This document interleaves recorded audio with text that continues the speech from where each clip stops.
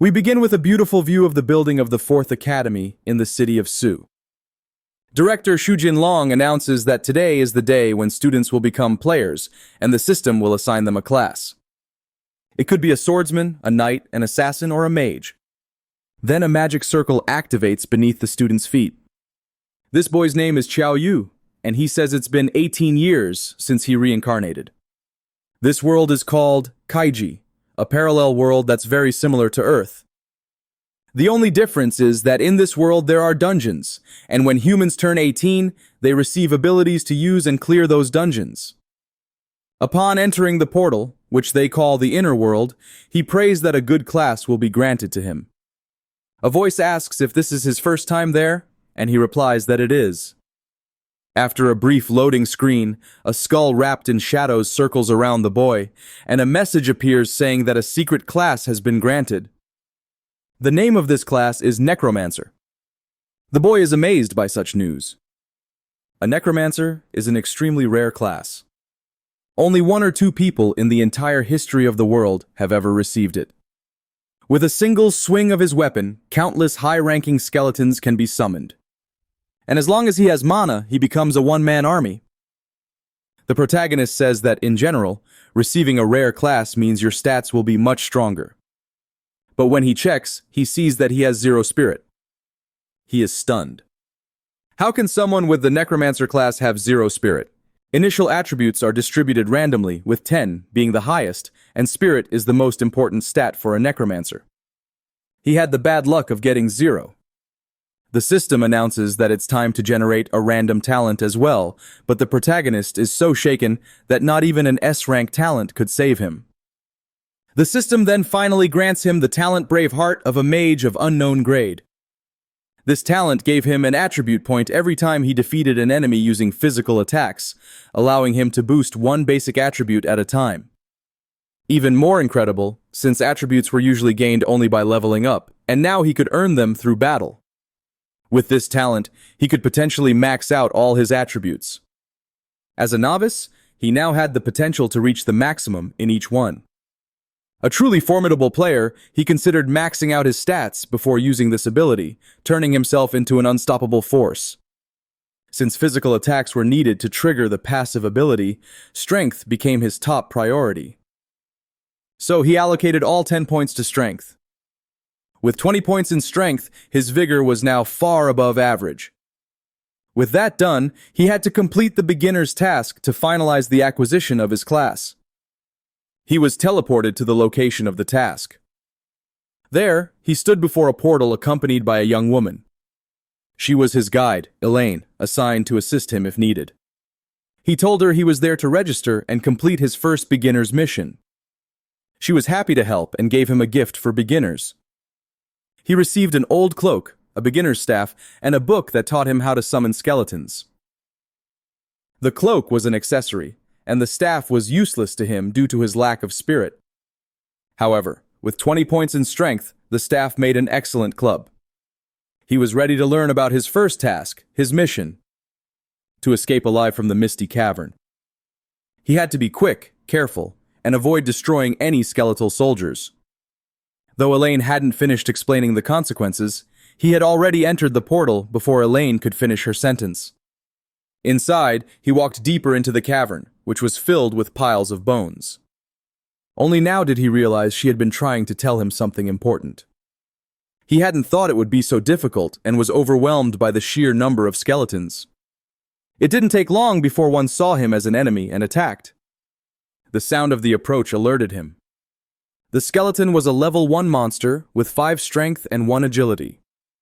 His staff was already in hand, ready to be used as a club. The two were about to clash. A single strike from him was devastating. The skeleton couldn't withstand it. Its head fell to the ground, lifeless. He checked to confirm it was truly dead. Not being able to use magic made things more difficult. For that kill, he gained 1 attribute point, 3 experience points, and an A-rank passive ability, Miracle of the Mighty. Each of his strength points could now be converted into 2 attack points. Strength determined attack and defense reduced incoming damage. With his passive ability, his strength was effectively doubled for attack purposes. Against an enemy with no defense, he could now deal 42 damage in a single hit. Simply absurd. While he was still thinking, several skeletal hands began emerging from the ground. The skeletons were ready to strike with their knives, as if performing a sinister dance. Upon seeing them, he decided to focus on completing the task. The group moved in, eager to finish what the first skeleton could not. As they approached, ready to strike, a single swing of his staff rendered them undead once more. He earned 4 more attribute points and 12 experience points. He also leveled up, earning 5 additional attribute points, bringing his total strength to 30 points. A beginner genius typically had only 10. This felt far too easy, and he began to wonder if the skeletons were merely there to let him level up without any real effort. It didn't take long before more skeletons began to rise from the ground. This time, it was a level 3 captain with 15 strength and 20 defense, strong enough to cause serious trouble if it managed to land a hit. However, with only 1 agility, it was highly unlikely it could strike him. His first staff attack was blocked by the skeleton's shield. After defending, the skeleton countered, striking the ground where the player had stood. Not only was the movement precise, but the blow was powerful enough to create a hole in the ground. Knowing the skeleton was slower, he spotted an opening in its defense. This time, the staff struck its unprotected ribs. The hit made the skeleton lose balance and fall, giving him a clear chance for a solid blow. Exhilarated, he taunted the skeleton to try and block this one. The staff came down like a police baton on an unaware target's back. He earned 3 more attribute points and 10 experience points. That had been harder than expected, and he couldn't imagine how other players were getting through this. Then he remembered what Director Jin Long had said about monsters sometimes dropping their cores, which granted random rewards. And now he was curious to see what this one would drop. It turned out to be consumable gloves that guaranteed the next strike would be a critical hit, though they could only be used once. While standing still and analyzing the item, more skeletons began to emerge from the ground. He certainly didn't expect more enemies to show up, and with each rising skeleton, even more followed. Even though he was now level 2, he only had 20 health points and needed to be cautious. Still, with his overwhelming strength, dealing with these monsters was too easy, and he earned another 10 attribute points. Thankfully, the skeletons only had 1 agility point, which made them slow. He decided to check his attribute window. At level 3, his strength had already reached 46 points. Outside, the students were discussing the classes they had received. Some would make their parents proud. Director Jin Long remained silent, seemingly waiting for one last student to finish the test. No one could understand how it was taking so long. After all, the task was just to run, and the skeletons were slow. Among the students, someone who knew him was growing concerned. Inside the cavern, he wondered if the skeletons were finally done, and why there was still no notification about the task's completion. Then, a haunting voice echoed, asking how he dared. His attention snapped to the source of the voice. Skulls began levitating around the cave. They started flying, and the boy had to dodge them. In front of him, bones were assembling, forming something larger. Shadows resembling flames rose from the ground. Now, standing before him was a terrifying creature, clearly more dangerous than anything that had appeared so far. It was the Skeleton King, already injured, but still boasting 45 strength, 60 defense, and abilities such as piercing bone and explosive bone. A boss like this in a beginner's task was excessive, and he began to wonder if Director Jin Long intended for the students to become just memories. The Skeleton King prepared to strike first. The initial attack missed the young man. He was lucky to dodge it. Had it landed, he likely wouldn't be alive. His advantage lay in the king's lack of agility, but the real question was whether he could break through such high defense. There was only one way to find out. His first strike landed on an exposed part of the skeleton. The blow dealt 32 points of damage. It had worked. Now he only had to repeat that 10 more times. Motivated, he launched a flurry of attacks on the Skeleton King. With its low agility, there wasn't much it could do to avoid being hit. After being struck repeatedly, the king collapsed to the ground, exhausted. The young man wondered why the boss was already down when it still had 200 health points left. That's when something unexpected occurred. It was the first time the Skeleton King had seen someone make it through the cavern using only physical strikes. If it still had its minions, it wouldn't have been this weakened. A mere novice had managed to breach its defense. It couldn't allow this player to leave the place alive. Suddenly, the Skeleton King grew even stronger. It began tracking the player's movements and was ready to counterattack. Now it was visibly faster. It launched another attack, and the player narrowly dodged it. He was still the more agile of the two, but things were getting riskier. Head-on attacks wouldn't be as effective anymore. He needed to adapt to the Skeleton King's new speed. The monster struck again. Then the player noticed a boulder, unstable and ready to fall. As he dodged the attack, he moved closer to it. The two locked eyes, silently analyzing each other. The player deliberately provoked the Skeleton King, urging it to attack him at that spot. The provocation worked. The king prepared to strike. Their first clash was blocked using the staff. However, the force of the blow sent the player flying, costing him 26 health points.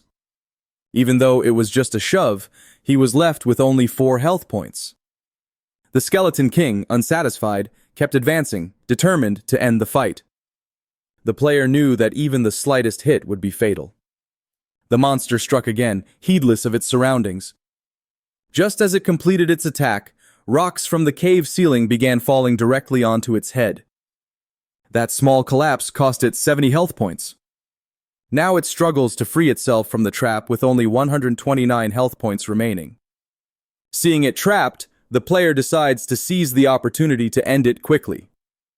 Knowing he can't afford to continue the fight with so little health left, motivated, he prepares to finish everything with a single blow.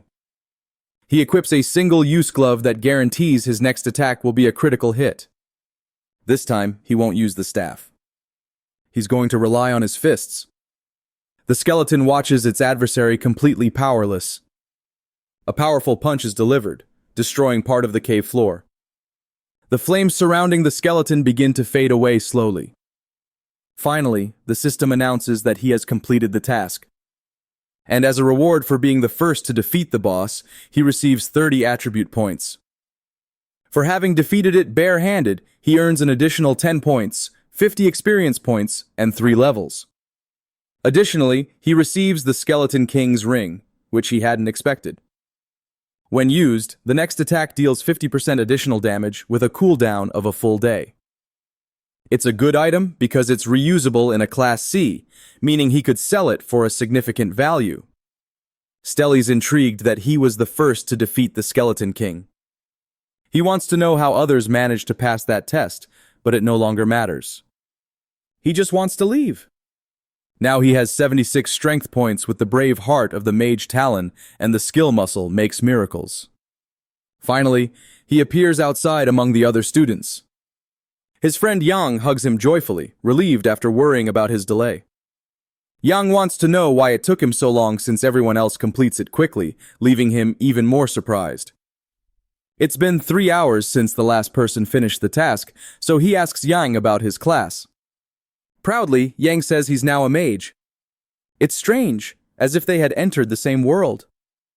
A snob approaches Xiao, saying he was the last to complete the task. Mei is the pest's name, and he says the protagonist is just a fool, asking if he wants to know what his class is. Xiao wonders why this guy loves to pick on him. It's like dealing with a silly child. It doesn't take long for the director to address everyone, announcing that training starts tomorrow and students should now present their classes and talents. Some of them introduce themselves enthusiastically, while others less so, as they have low-ranked talents. A girl says that besides being a mage, she's also a healer. Her name is Xiao. Ju says she's a paladin with a B-rank talent. The annoying Mafai is a swordsman with a B-rank talent as well. Some students begin stroking his ego since a swordsman is a very good class. Thinking to himself, the director realizes that with B-rank talent, some of them could become remarkable. Now it's Xiao's turn to present himself. He announces he's a necromancer. But before saying what his talent is, he stops speaking. It's not convenient to reveal his talent. The truth is, even he doesn't know what it is. The director is quite pleased, because a necromancer is his secret class. The students are even more surprised because a necromancer once wiped an entire union off the face of the earth. Meph is intrigued by this secret class since mages are fragile in melee combat. Necromancers are even weaker than mages physically and rely on offensive classes for protection while casting spells since Xiao didn't reveal his talent. Meph assumes it must be something very low rank. Some comment that Xiao is a cool guy because he's not bragging about having a secret class. If it were them, they'd already be showing off.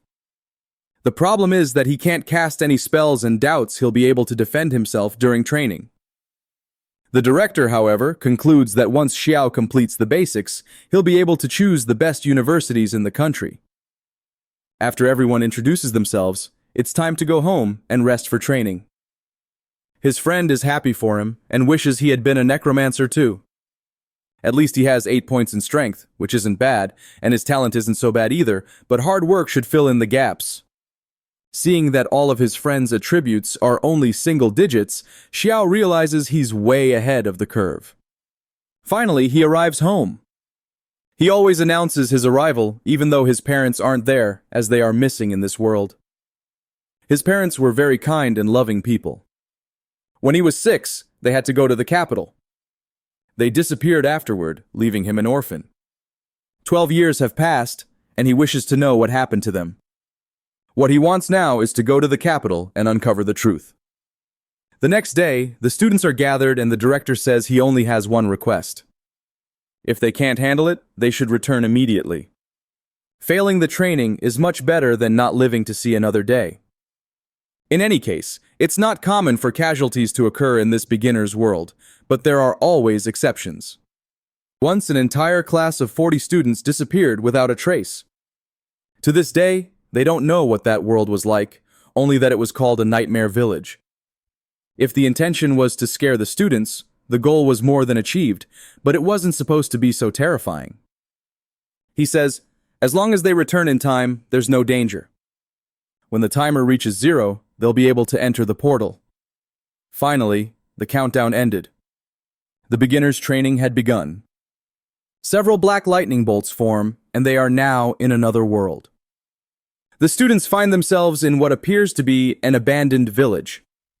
Some look around in fear, but Muffy says he's with them, and that's enough for protection. A pair of suspicious feet observe the students hidden in the shadows. Confident, Muffy asks them to follow him, promising to lead them to the end of the training. With this, he wants to prove to everyone that he's the strongest, and that even though Kyo has a secret class, he's no match for him. Everything about this place was strange.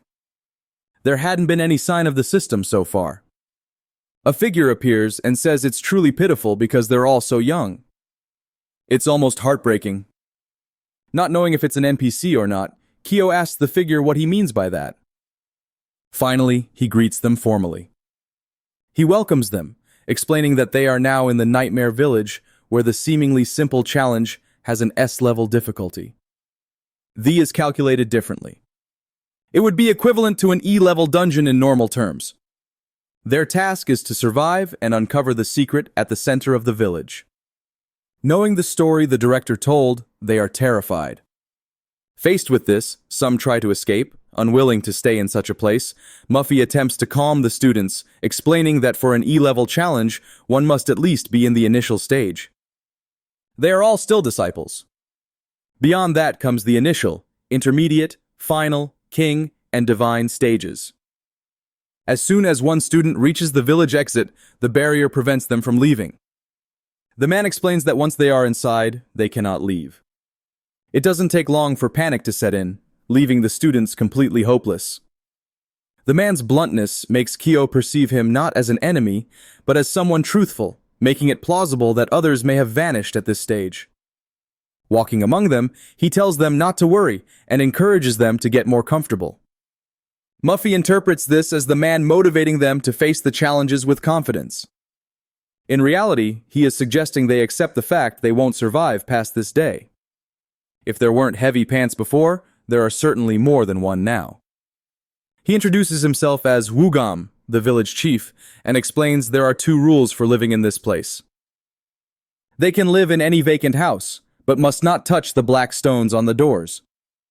The second rule is to always return home before dark and to lock all doors and windows, never opening them under any circumstances. Kyo asks why they can't leave their houses at night. The man responds that the boy will understand once night falls in this place.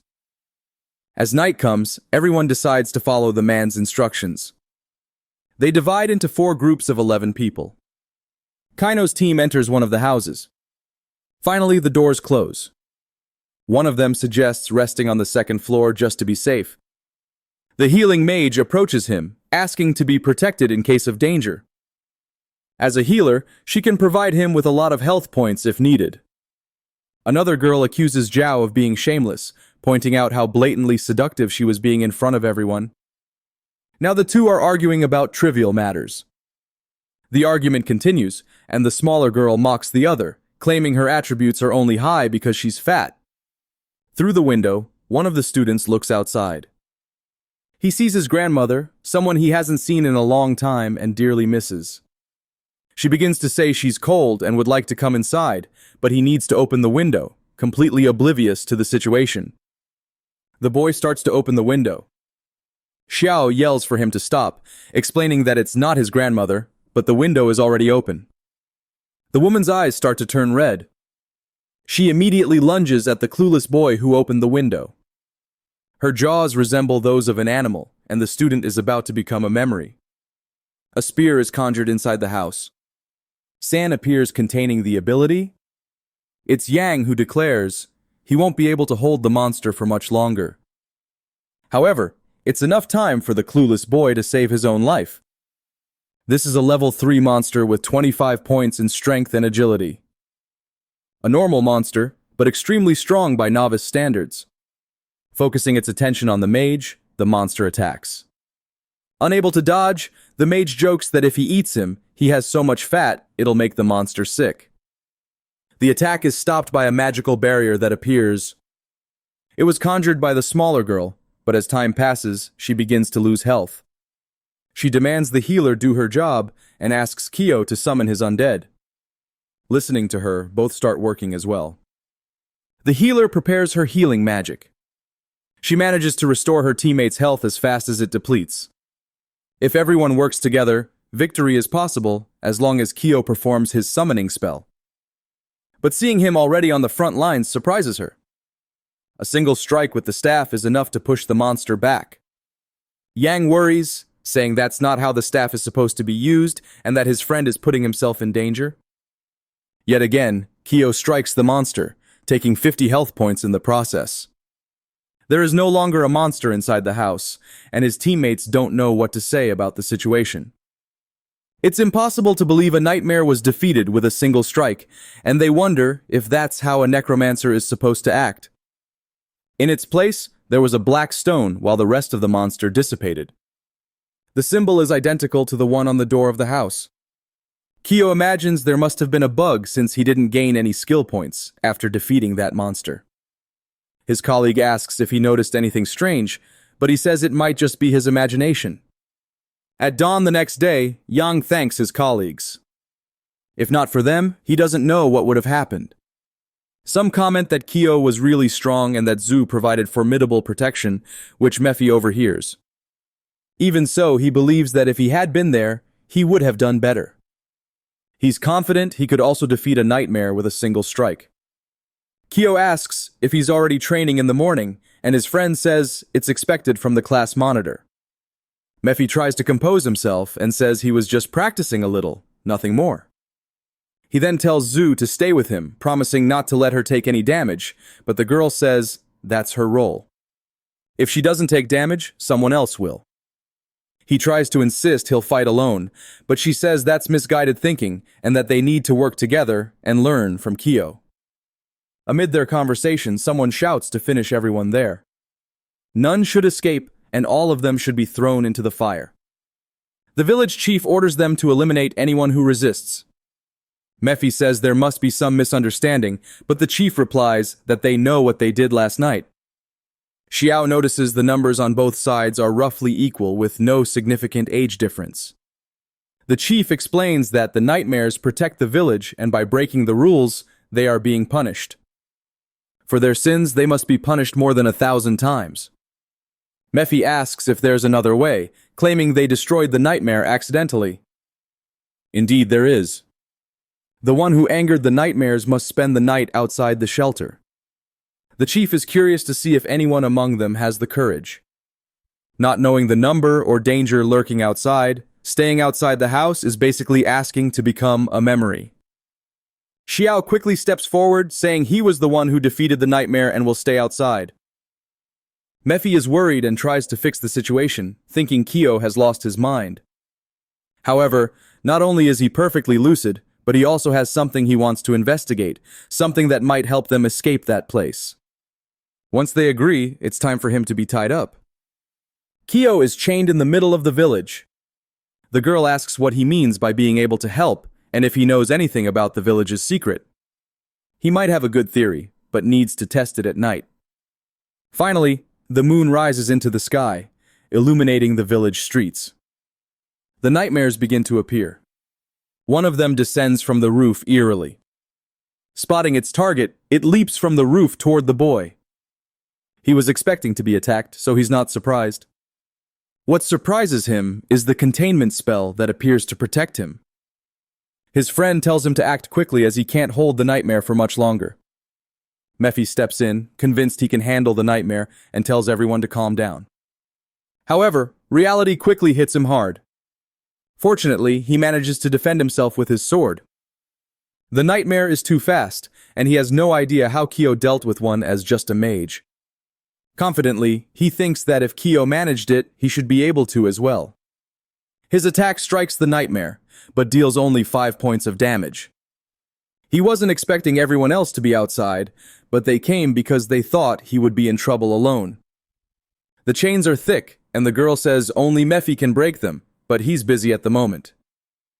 However, that's unnecessary. Kyo breaks the chains with his own hands. That abnormal strength makes them reconsider whether he's truly a necromancer. Meanwhile, Mephi's harsh reality continues. The girls and Kyo head toward him to help, and Jo begins preparing her healing magic.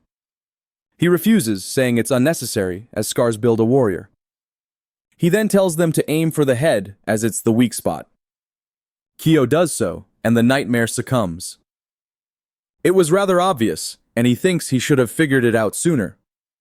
Kyo says the weak spot isn't the head, but Mephi thinks he's being sabotaged. Now it's time for him to observe his next attack. He believes it's going to be something spectacular to witness. He hopes the nightmare has fallen, but it begins to rise from the ground again, making him question if Yang was right about the weak spot. But this was what Kyo did. Maybe he just wasn't as good as the necromancer. This inflated Mephi's ego as he thought himself far superior to Kyo. They tried calling him back, warning that in his current state, he might end up dead. The nightmare doesn't care about him and is ready to attack. Mephi launches a powerful barrage of attacks, yielding 30 points of damage to the monster. Only one more strike was needed to prove he wasn't inferior to Kyo, but then a staff lands the final blow. Mephi is completely outraged. Kyo says he did well, but the monitor is furious that the monster was stolen right in front of him. Enraged, Mephi accuses Kyo of taking his item. And with the item in his hands, Kyo realizes nothing happened. Before they can recover, 2 nightmares rush toward them. Kyo tells them to get inside the house. There's no point fighting the nightmares, and he has an idea for getting past that place. The students successfully hide, and the nightmares remain outside the house. Now safe, they want to know how they will get out of that place. He says they will find out the next day, and when the time is right, they should listen to what he has to say. The next day, the village chief is furious because they destroyed another guardian spirit. No matter what they do, he insists they must be eliminated for destroying the nightmare village. Kyo asks if they really live in that place, to which the chief replies that they've lived there for generations. With things as they are, Kyo declares there's only one truth about that village. The chief doesn't understand what the boy means. Pointing at them, Kyo reveals that none of those people are the village's original inhabitants. All of them are, in fact, the class that was wiped out by monsters in the village. They've been trapped there since they entered and cannot leave. The chief says that makes no sense and accuses Kyo of fabricating stories. However, Kyo has evidence to prove his claim. With one of the stones in hand, the chief says Kyo has committed a grave offense and deserves punishment. Not just him, but every student has a stone in their hands. The chief is horrified because those stones are what protect them, and now they will be punished by God for what they've done. In truth, the stones sustain that world, and if they're destroyed, the village will collapse. Kyo orders his classmates to destroy the stones. As soon as they are broken, cracks begin to appear in the sky. The man's memories start returning, recalling his promise to the director to bring everyone back. They were enthusiastic students who wanted to go to college, but they ended up entering the Nightmare Village.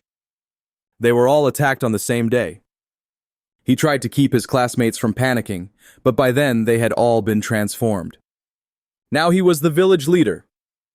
Finally, he remembers everything that happened. He was the monitor of his class. A player has uncovered the village's secret, and the rewards will be calculated individually. The player's teleportation is about to begin. The monitor of the other class thanks them all for their efforts. Yan wants to know how Kyo figured everything out, but Kyo says he'll explain everything once they return. Time passes, and they wonder why they're still in the village thinking they had completed the mission.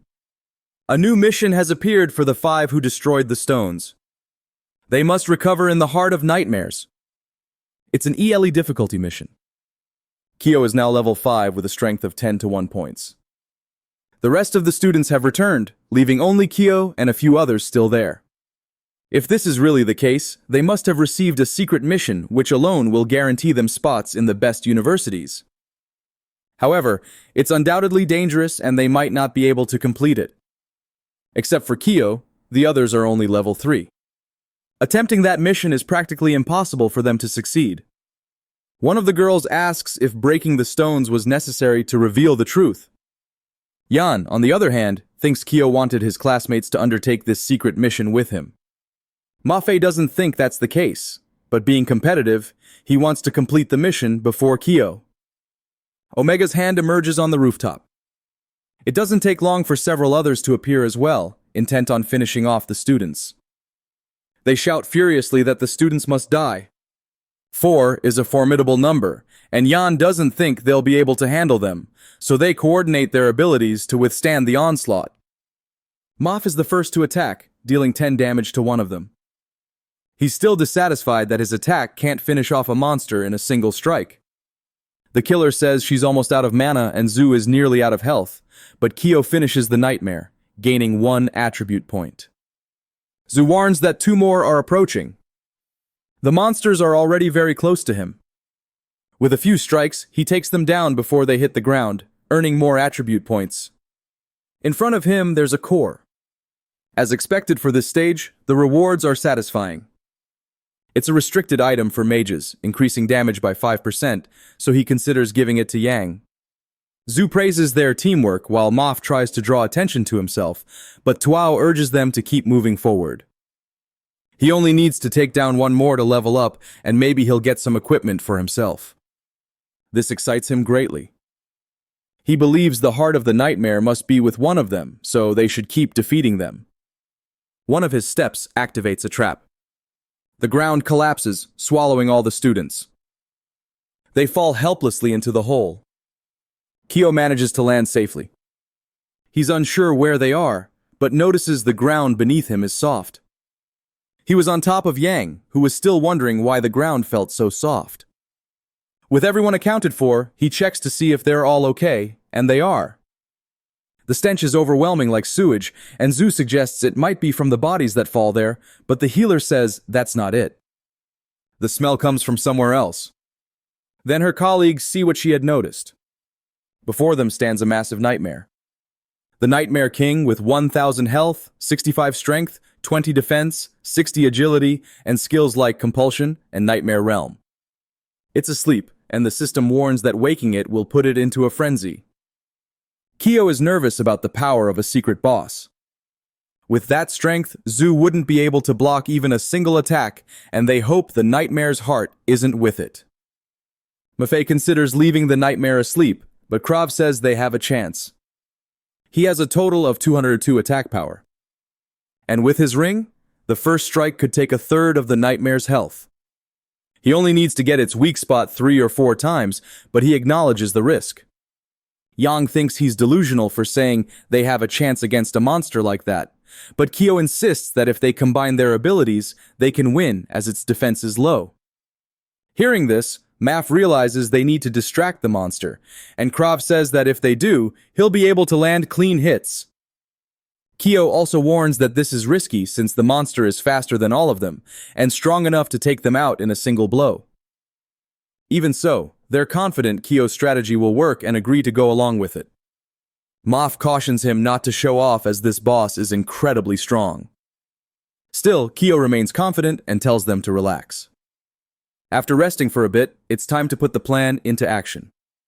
As long as it isn't attacked, the Nightmare won't wake up, so the first strike has to be precise. On top of the monster, Kyo notices something that catches his attention. One part of it glows brightly. Perhaps that's its weak spot. He begins preparing his staff to strike.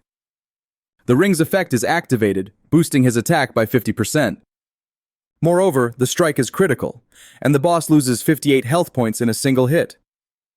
His friends watch in disbelief at how much damage the mage dealt. Kyo destroyed the Nightmare's heart, and the mission is now changing. They must destroy the Nightmare as the mission is now rank A. The boss rises angrily from its slumber. Everyone should be prepared and act according to the plan. Seeing the players, the Nightmare calls them evil humans. The Nightmare is truly much larger than all of them. It was Mafei's turn to attack and draw the monster's attention. Indeed, he was already fully engaged in doing his part of the strategy. His barrage of attacks landed on the boss. He was completely dissatisfied with the difference in power between himself and Kyo and wanted to attack the boss as many times as necessary, but each of his strikes only took 1 point of health away.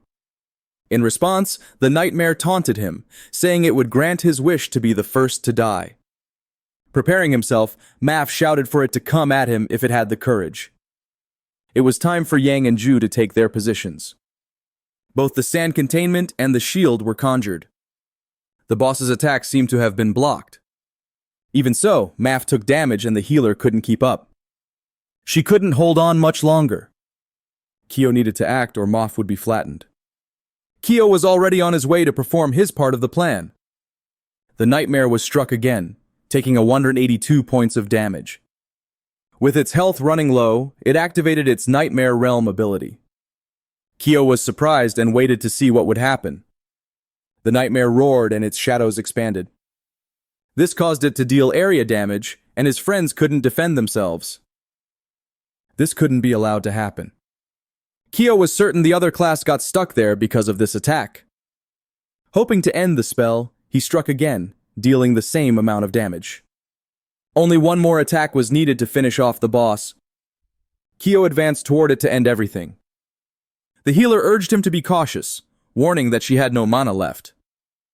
Knowing this, he prepared his final attack. He managed to deal the last bit of damage needed to defeat the boss.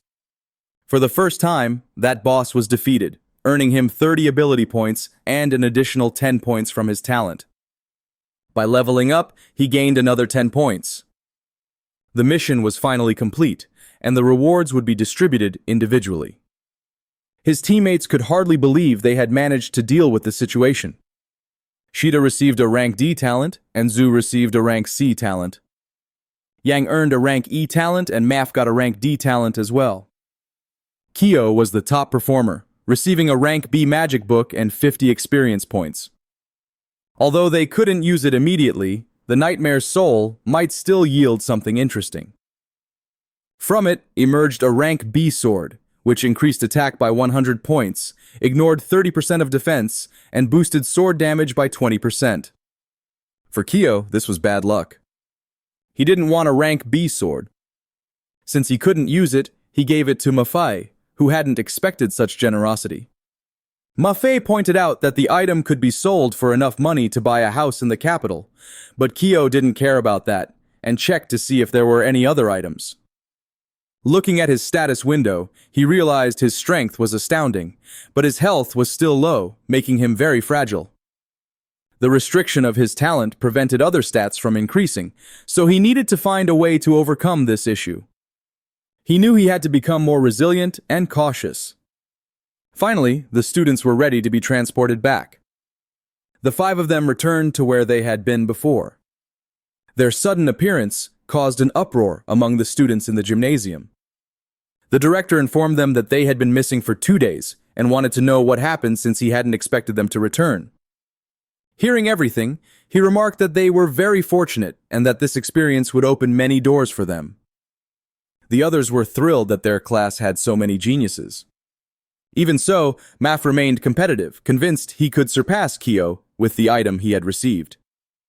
He just needed to level up a bit. A man rushed in informing the director that representatives from 2 prestigious universities were there and that were specifically looking for those 5 students. The director hadn't even reported the incident yet. The university representatives were already aware of it. So the director welcomed them into the gymnasium. The 2 were Professors Ping and Pei. Looking at the students, Pei congratulated them for completing the secret mission. He announced that Jindu University would like to have them and offered to write recommendation letters immediately if they wished. The other professor argued that you shouldn't do that without conducting a proper test, and the 2 began to argue. Pei is from Hokkien University and tells them not to worry. The test only serves to see how they behave in certain situations and whether they are adaptable. As a necromancer, Kyo cannot show the abilities of his class, but he wants to go to Jindu to learn more about his parents. The professor then asks who would like to be tested first. Maf volunteers, saying he is a level 5 swordsman with a B-ish rank talent. Being at level 5 after only completing beginner training is impressive, the professor thinks. Pei praises the boy and asks him to try and hit him, noting that he is level 25 and a marksman. The student advances, asking the professor to be careful. He delivers his strike, which hits the magical barrier directly. The tip of the sword pierced the defense to the professor's surprise. He complimented the boy's technique, and Mafei thanked him for the praise. They estimate that his strength must be at 35 and his agility also quite high. These comments drive the students wild as they are deeply impressed. Faced with such talent, the professors realize they'll compete for him. Both ask if he has chosen which university he wants to attend, as they are eager to accept him. However, Maf wants to see the others tested first. Though in truth, he wants to go wherever Ko goes.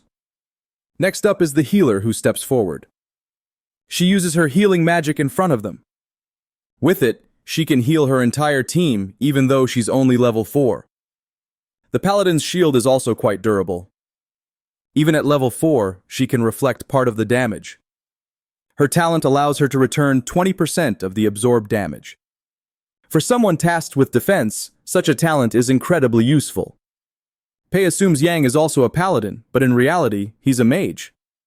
A big guy like him being a mage is as if his class were swapped with the paladins. His test begins, and the boy gets ready.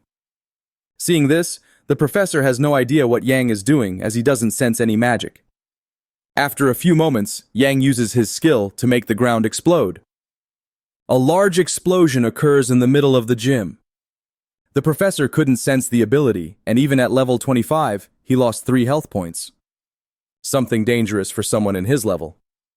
They'll need to keep an eye on the principal as 5 prodigies emerge from this class. Perhaps Yang is one too. Finally, it's Ko's turn.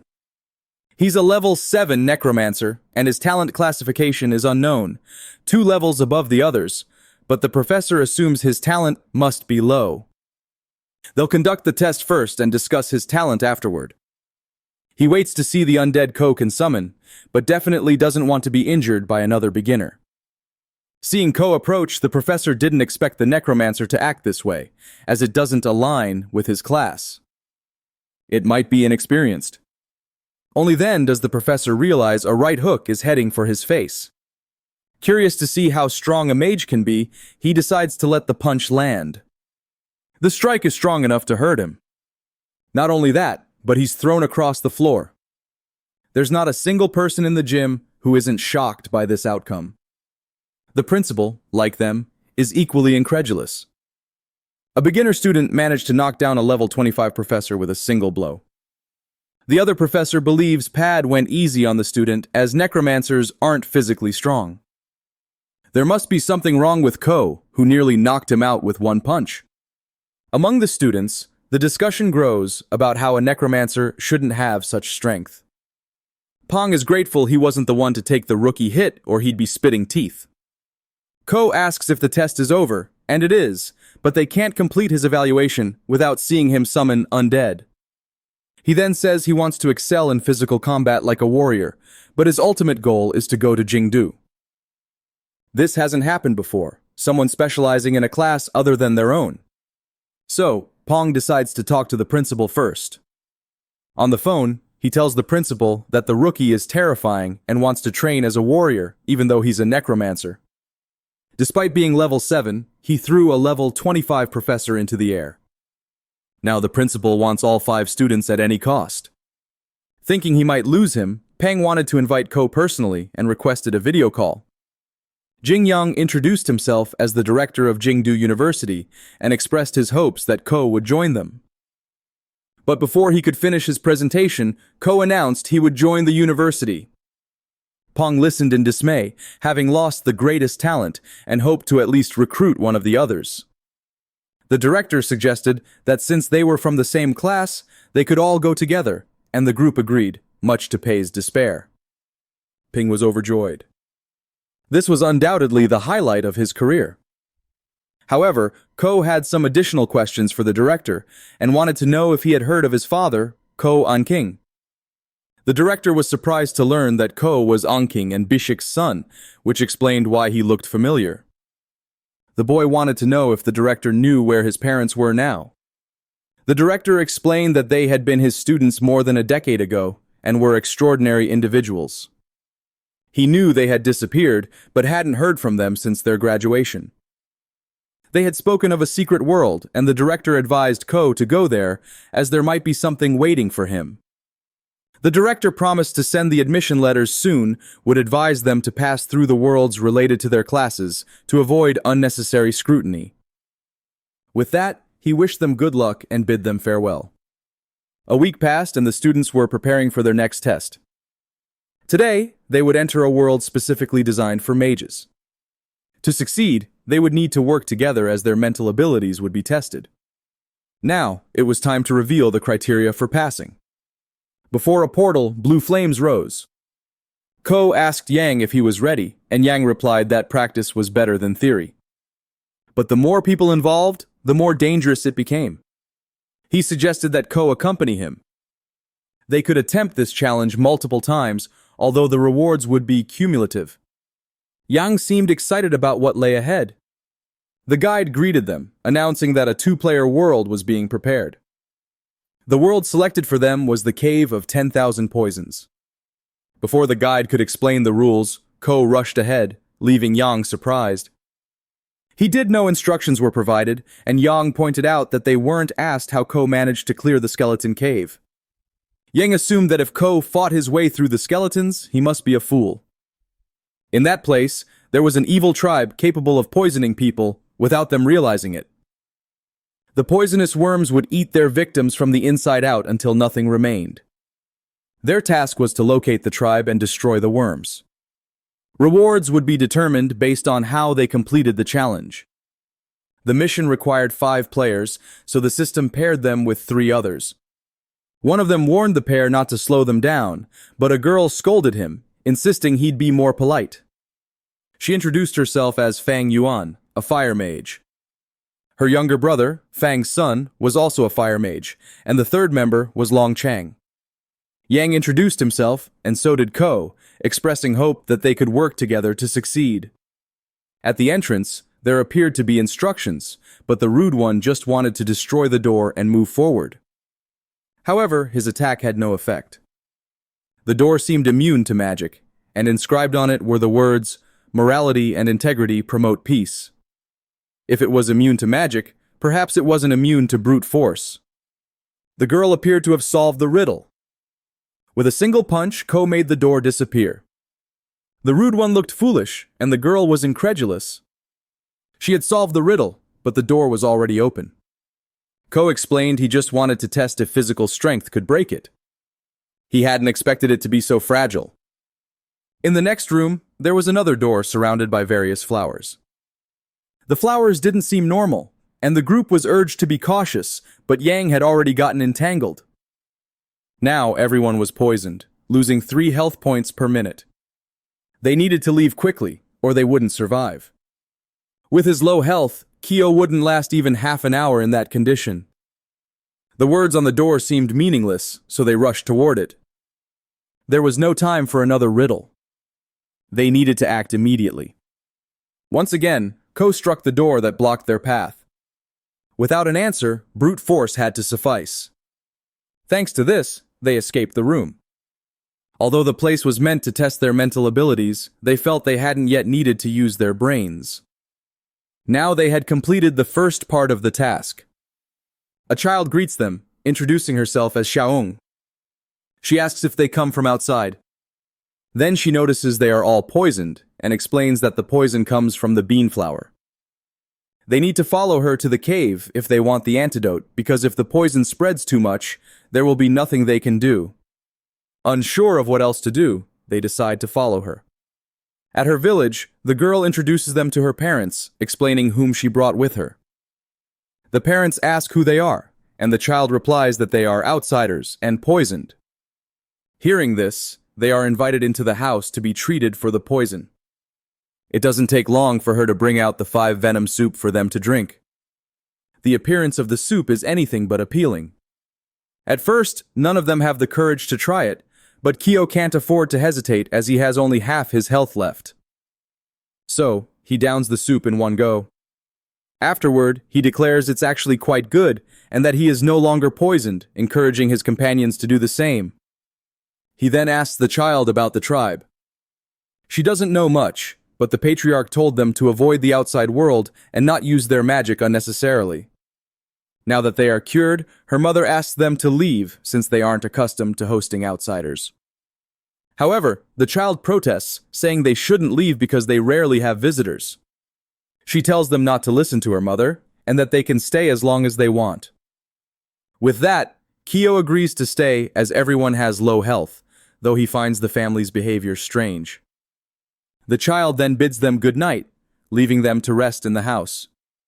She personally escorts her parents outside. That night, the full moon would rise and soon it would begin. The villagers gather in one place.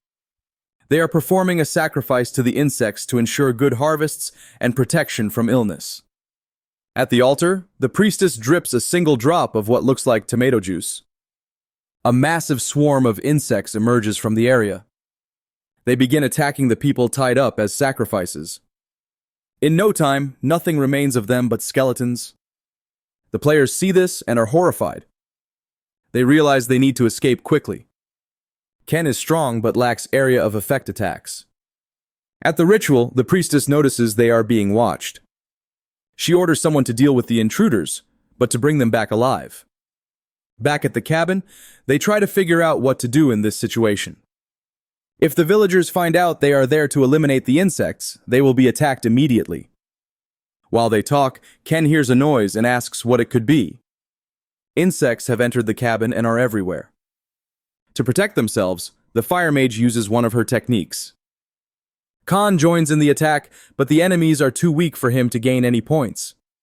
He realizes that if he could, it would be too good to be true. Inside the cabin, Yang uses his sand technique. Seeing this, Khan praises him for combining 2 talents, but it drained almost all of Yang's mana. A warrior from the tribe approaches, remarking on how tough they are. Because of what they've done, he says they will become food for the insects they revere. While he speaks, Yang uses the same technique, but it only takes 11 health points from the warrior. It's almost useless as the warrior is level 10 with 40 strength and 20 defense. NPC stats remain hidden until they take damage. Seeing this, they doubt they can overcome him as he is as strong as a boss. But Kyo doesn't care and wonders if this world operates differently from others. As the imminent attack approaches, the warrior doesn't think he'll take any significant damage. Yet, with a single punch, he loses 121 health points, enough to put him on alert. Angered at being hurt by a mere human, he uses his insect bite ability. Now he's much stronger and has significantly better defense. He imagines that no one can hurt him in this form. Still, Kyo isn't the least bit impressed. After a brief session of slaps to the face, the warrior is humbly prostrated with only 23 health points left. Now it's time for him to spill the beans about the sacrifice and who Priestess is. He explains that it's a pact with the insects to perform sacrifices every full moon, and that their queen resides in the green stone. That's why they were healed to become the next sacrifices. Xiao now wants to know why Xiao calls the place by a different name, but the man claims he doesn't know who she is. There is only one person with the name Dong there, and she is their matriarch. Thanking him for his cooperation, Kyo lets the man go on his way. Changing his mind, Kyo decides to finish him off and collect a skill point. With that, he levels up and earns an item, the Sage's Protection, which can prevent a fatal blow once. And strength item is invaluable in any situation. Now, the group discusses their next move, as the villagers will soon discover the man is dead, and dealing with the matriarch won't be easy. The mission requires them to eliminate the insects so they don't have to confront the villagers directly. Therefore, their best chance is to act before the matriarch realizes what has happened. Walking along, they find the path clear and proceed. On the ground, they see the bodies of the child's would-be parents, realizing that their own. That explains their strange behavior. Not everyone there is evil. Combining their attacks, they attempt to destroy the stone where the queen resides. The combination results in an explosion. Before them, a massive crater is revealed. That should have been enough to end the insects, but the mission continues. Behind them, a woman speaks, commenting on how unruly they have been. If they are there, it must mean her warrior is no longer alive. If this is the matriarch, Kyo wants to know if she is Shuang. She asks if he dislikes her current form and wonders if she should transform into a child again. As a child once more, she asks which form he prefers. Her plan was to make him her companion, but since he has killed so many insects, there is nothing she can do now. Kyo demands to know why she treated members of her own tribe that way. They were her parents. To her, they were merely two useless, disobedient individuals. Unfortunately, Kyo is an orphan, and this deeply angers him. Noticing his anger, she tells him not to be upset. He will be reunited with them soon enough. Suddenly, a swarm of insects appears, ready to attack. The voracious cloud heads straight for Kyo. The fire mage says they need to help him and begins casting her magic. But before they can act, the warrior from earlier attacks them. He declares they shouldn't interfere with the matriarch and should face him instead. He is level 10 with 50 points in strength and 30 in defense and agility. The insects are numerous and Kyo is taking steady damage. If his agility and defense matched his strength, this would be much easier. He considers using the brave heart now, but decides to keep fighting since he can survive a fatal blow. As he gets closer, the matriarch assumes he is eager to become insect food. However, she didn't anticipate what happened next.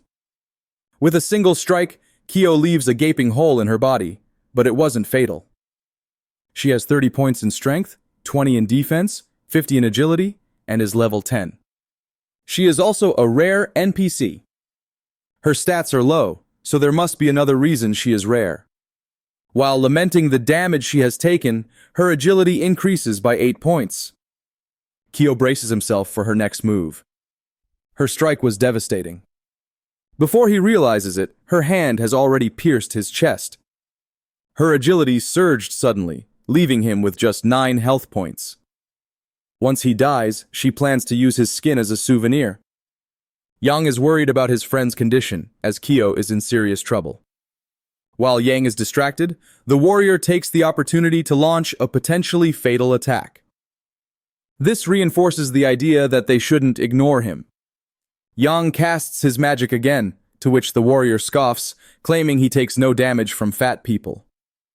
He says those attacks only tickle. Surprisingly, the sand turns red. It explodes, dealing 312 points of damage to the warrior. Now the warrior is much slimmer, having used a fat-burning ability.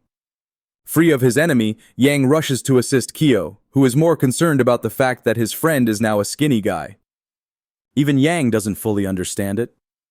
He just got angry, lost weight, and now has almost 300 points in spirit.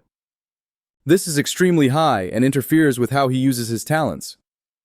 Knowing this, he grabbed the matriarch and asked his friend to use that technique one more time. However, doing so would likely cause him to perish in the process. He told his friend to trust him and to act rather than talk. Trusting him, his friend began preparing the technique. The matriarch begged him to let her go, not wanting to meet her end there. A powerful explosion engulfed them both. His companions were anxious about what might have happened. The item saved him, and with the courage of his act, he gained a talent, strong contract, ranked A. Each point of strength now adds 10 health points, effectively solving his low health problem. Yang approached, worried and curious, as his friend was supposed to have died, but was revived. As they talked, they realized the matriarch hadn't dropped any items, meaning she was likely still alive. Amid the smoke, she reappeared, saying the two of them were truly troublesome. Now was the time for them to witness her true beauty. Her hybrid form was level 15 with 130 strength, a defense, and 100 agility. Chao asked his friend to use the magic again, but his spirit had dropped to just 48 points. A system warning announced that the boss had just become stronger than anticipated and advised them to leave immediately due to the risk. Yang wanted to flee, but Chao hadn't considered it for even a moment. Once again, the system warned them to escape and restart the custom world, but Xiao reminded Yang that the director had tasked them with completing it, and that's exactly what they do today. The matriarch liked this decision, confident she finished them off quickly. The two clashed fiercely, both losing health in the process. Exchanging blows, the matriarch took more damage than she dealt. Now she questioned what Cao was made of. He shouldn't still be alive. Even at level 8, he was stronger than expected. Almost as if he were the boss of this place. A mage wasn't supposed to have this kind of strength. Amid the fight, she asked him to pause and demanded to know if Baiji had sent him. It could only be him, she said, as Baiji was her creator. But Xiao had no idea who that was. Using his staff, he struck again, dealing 213 damage. The name Baiju seemed to strike a nerve with her. She muttered that it couldn't be possible that he couldn't have that name or have defeated her. With his victory, Tao earned 15 skill points and 75 experience points, leveling up once again. The stage was finally completed and the rewards were being calculated based on performance. And Yuan received an E rank, Long an F, Yang an A, and Chao an S. After receiving the rewards, Chao was now level 10 and nearly at the initial stage, strong enough to enter dungeons alone. He received a B-ranked item usable at level 11, which increases health by 800 points. Additionally, he obtained a mysterious magic cube with some kind of sealed power inside. The cube formed a connection with Cao, allowing him to use abilities from others as long as they weren't more than 10 levels higher than him. However, it still had one sealed ability. This item was already excellent, so the sealed ability must be even better. A portal appeared, and the guide congratulated them for completing the cave of 10,000 poisons. As an additional reward, she increased their spirit by 20%. It was a great reward, though 20% of 0 is still 0. The others thanked Tao as it was thanks to him that they were alive.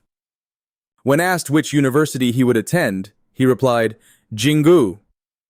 Hearing this, they decided to go there as well. The guide seemed pleased with their progress.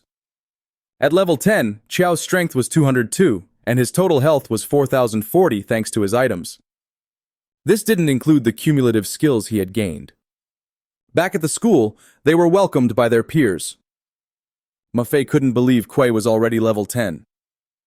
After all, in the mage world, there are fewer monsters, making steady progress more difficult.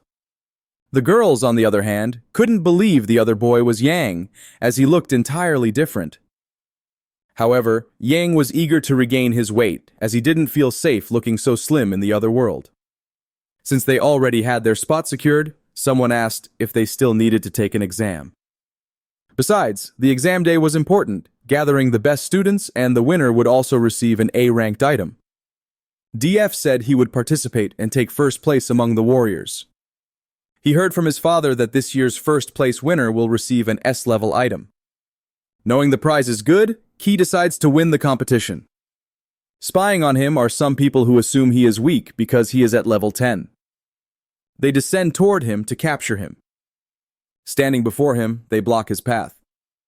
Not knowing who they are or why they are there, he asks if he can help them. They want to know if he is Quay, the one who defeated Sundong in the Cave of 10,000 Poisons. Both are assassins but weaker than him.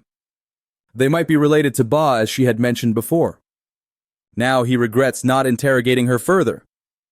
He then says his name is Mafia and claims they have the wrong person, prompting one of them to apologize for the inconvenience. However, the other calls him foolish for believing that it was time to take him back in case he was a mage. In the blink of an eye, the two vanish. Even so, Quay shows no reaction of surprise. The two attack him simultaneously. He doesn't even bother to dodge, clearly lying about his identity. Before they can complete their thought, Key was already prepared to attack the first one. With one strike, he takes away 197 health points from the unsuspecting attacker. The other realizes his enemy is strong, as even he cannot do that to his companion. Indeed, this man is no mage. Looking at the remaining fool, Key asks if he is ready for round 2. The man begins apologizing to Mafia, explaining he mistook him for someone else. He admits he is just a weak cog in an organization ranking below 7,000 and hopes the matter can end there. A level 18. Istasan ranking among the 7,000 strongest in their organization highlights its power. He needs to let them go or their retaliation will be worse. Continuing his path, Key says he hopes they find who they are looking for and offers to help, which they decline. Bice is a divine white beast with horns were ripped for exorcising demons from the land. Searching the internet, he finds no information about this organization. Soon, his identity will be exposed, and with his current strength, he cannot defend himself properly. He needs to take the exam for his safety and head to Jingdu. As the director, there is the most powerful swordsman in the land, which would make him feel safer. If the university isn't safe, then no other place will be. Now he focuses his attention on the magic cube and what it can do. Perhaps it's an item that connects different worlds, which is why it was given to him. It raises more questions than answers, and Key thinks about his parents. The apparent leader of this organization is atop a building. They report that their information was wrong, and that the person they found was indeed very strong. That result is useless to her for now. They will ignore her death as there are more important matters to attend to in the city. Days later, Kay was with the university director, seeking to know if he knows anything about the cube. He explains it was found in a specialized world and appears sealed, but he wants to know if it can be opened somehow. The director says it can be opened with a password, but without it, they can use the key of all locks. This item can break the seal without damaging the cube's contents, as the seal isn't very strong. Hearing this, Quay asks where he can find this item. He can find it in the Machine Kingdom, but is warned that it is an OpenW world realm and he must be cautious of other players. In that realm, there was a war between humans and machines, as the machines had developed consciousness. In the end, they sign a peace treaty and the area where he is located is human territory. To obtain the item, he needs a mission designated by Hu Jun, lord of those lands. The only question is how to find him. Beside him, an old man passes by, lost in thought about solving a mathematical problem. Distracted, the old man bumps into someone larger than him. Tried to get up from the ground, he apologizes for the incident. The young man mocks the old man, saying he must do this on purpose or be incapable of walking properly. Claiming he was hurt in the collision, he demands compensation. Harassing the old man, he insists on being paid for the bump. Intervening, Q tells the young man he is brave to extort an old man in broad daylight. Defiantly, the young man tells Ku to stay out of it unless he plans to help the old man pay, but evil cannot escape the law. His punch was already inevitably close to hitting him. Thus the clown was thrown far away. The remaining companion is paralyzed with fear. Terrified, he apologized and said that he and the other one would leave the two alone and hope there would be no retaliation. Without lingering in the place, both fled, scared, while the old man recovered himself. Then Ki asked if the old man was okay, but he said he didn't have much money. However, he declined, saying it wasn't in his nature to accept such things, and the old man thanked him, regretting not being able to pay for what he did. He continued saying he didn't need anything, but would like to know how to find the lord of those lands because he needed an item called the key to all locks, and he had heard he could get it from him. The young man's luck is great because the old man can help him with that. He also warned that it wouldn't be easy to obtain items from him, but Kiwi said he had just used a little over 1% of what he could do, and he was confident he would succeed. Elsewhere, the clowns talk about whether the Lord of the Lands had found what he was looking for. He couldn't say, but that player was the strongest he had ever encountered. A young woman said that Ki was still giving lectures, and no matter how he should be brought to her. The man said he would do so for Lady Monde. After walking for some time, the old man said the Lord of the Lands lived inside that enormous house, and Kay thanked him. It was an impressive mansion, and he wanted to know how that old man wandered through it freely. Turning to ask, he realized the old man had disappeared. Anyway, he would continue searching for him to obtain the item. Opening the doors, he was met with a grand hall. In what would be the throne sat the old man, and beside him were the ones who had troubled him. Now, he introduced himself as the Lord of the City of Machines, and those two were his strongest guards in the entire city. However, he had staged that scene because he needed to find someone stronger than his guards. At the moment, that person was him, Quay. As long as he helped, he would gladly give the key to all locks. At that moment, a secret mission began. He would present a seminar tomorrow about his research, and the robots that wanted to steal it wouldn't miss the opportunity. Quay thought he wanted protection, but the old man said no. He wanted him to defeat the two missions to destroy her and her heart. Since they were just robots, he accepted the mission. The next day, the old man was presenting his seminar. With technological advancement, man was better understanding the mysteries of nature. It was still unknown how much of life could be digitized, but artificial intelligence was heading in that direction, and there was also the obstacle of reproduction. His question was whether a robot could develop, could grow. During the lecture, Kui didn't understand anything and just waited for the robots to show up. Above, a glass panel began to crack. Through the opening created, a robot descended from the air. It said metal was better than flesh and bones, and that the professor should embrace this truth.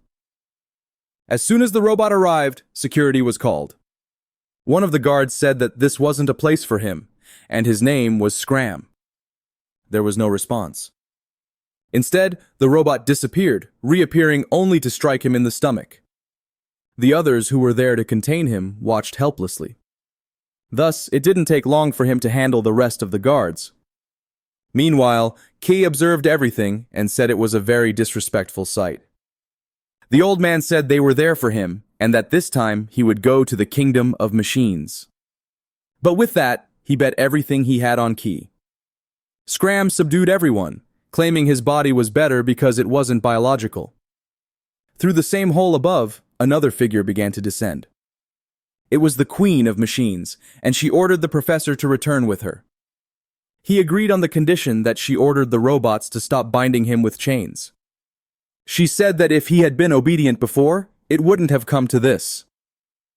The robot told man to leave immediately as he would stay to have some more fun.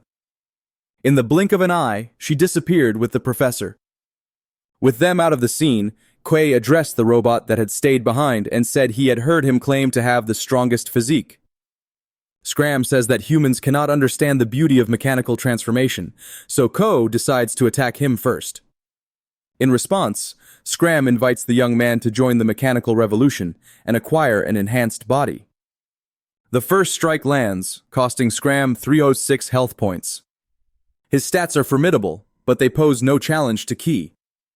Realizing the situation, Scram is now heavily injured. Quay thanks him for the invitation, but says he doesn't need it. Scram still can't believe a human managed to punch through his body. He wants to know how it's possible, and Quay replies that he simply clenched his fists and struck. In truth, however, Quay possesses the ancient sacred body of the human race. Continuing, Quay immobilizes the robot with one foot pinning him to the ground. With another strike, Ku demands that Scram take him to the Machine Kingdom if he doesn't want to become scrap metal. After this brief exchange, Scram begins leading Ku to the Queen's location. Scram assumes the professor allowed himself to be captured to guide Ku to the Heart's location. The robot is terrified of the young man's strength and doesn't understand why the Queen let him in. With more questions than answers, they continue their journey. In the Machine Kingdom, the Queen has the professor in custody. She apologizes to him for bringing him there in such a rough manner. The professor responds that he will not betray humanity to join her cause. However, the Queen urges him to stop being stubborn and look around. In front of them, something is being built and perfected. That is undoubtedly the heart he spoke of. It was both human and machine, a hybrid between the two, defying the term robot. The Queen prefers to call the process ascension, as the flesh is weak and the machine is strong. It was time for the professor to join the glorious evolution. But he calls her a traitor for abandoning her humanity to serve the machine's purposes. Hearing this, she asks what he just said. Several people begin falling from above as she asks the professor to observe. They scream for help as they are torn apart. Mechanical arms emerge from the robot, cutting through the people. Their bodies are absorbed by the hybrid heart. Meanwhile, in the machine city, Kao has already landed and is facing several robots. They see him as an intruder. Fighting them, Kao finds them weak, but strong enough to earn attribute points. He hadn't expected this and was quite pleased with the result. Eventually, there were no more functioning robots before him. The professor, witnessing the atrocity, declares that the Queen is truly a monster. However, the Queen retorts that his anger will solve nothing. She explains that the heart is called Marta and is actually a failure. They had intended for the robot to grow organically. Instead, they inadvertently created a monster that consumes flesh with an ever-growing appetite. It started with one person, and now they don't know its limit. She offers the professor a choice. He can try to solve the problem or ignore it, knowing they will continue feeding it with people. There's only one person he can count on, and that's Kao. A robot approaches and reports that a human with the ancestral sacred body has invaded the area. Hearing this, the Queen asks if it's the same person her subordinate mentioned in a message. Before he can respond, a piece of metal flies into the room. Kao has just arrived. Finally, the person everything depends on has arrived. The Queen wants to confirm if this is the person with the ancestral body. She congratulates Kao for entering her kingdom, noting that the warrior he defeated was one of the strongest there. She hadn't expected him to be defeated by a human. Man is a rare level NPC, level 15, with excellent attributes.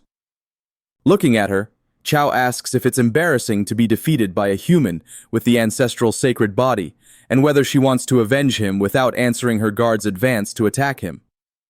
This is great for Chao since he can earn more free points easily. A single blow is enough to take down the first guard. With the same ease, the second guard is also destroyed. This mortal body is far stronger than those altered by the Queen. Seeing this, the Queen considers that the ancestral body might indeed be real and thinks he would be incredibly powerful if modified by her. He would undoubtedly be the strongest warrior in the world. Meanwhile, Chao asks the professor if he is all right.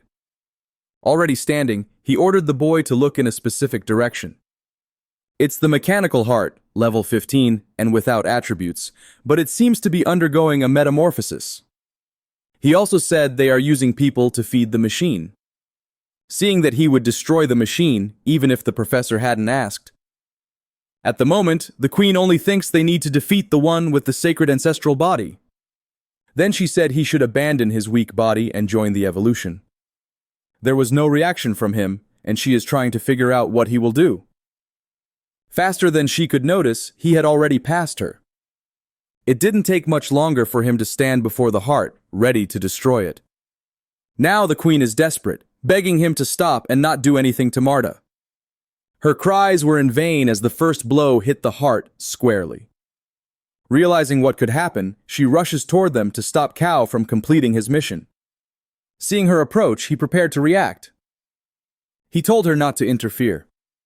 About to be struck, all of her systems warned her to move away from him immediately as the risk was immense. Even so, she was hit, losing 288 health points.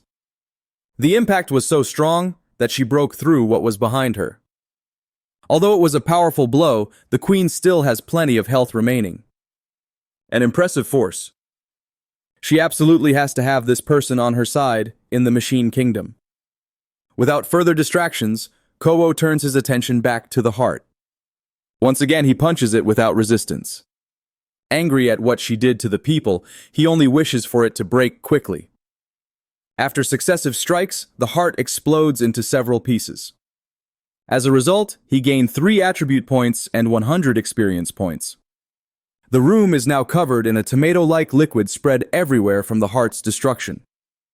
This made the queen furious, as Marcia represented hope for the robots. But the only thing on his mind was the number of human lives lost. He is clearly a human who believes he is a robot, and he is an excellent lion.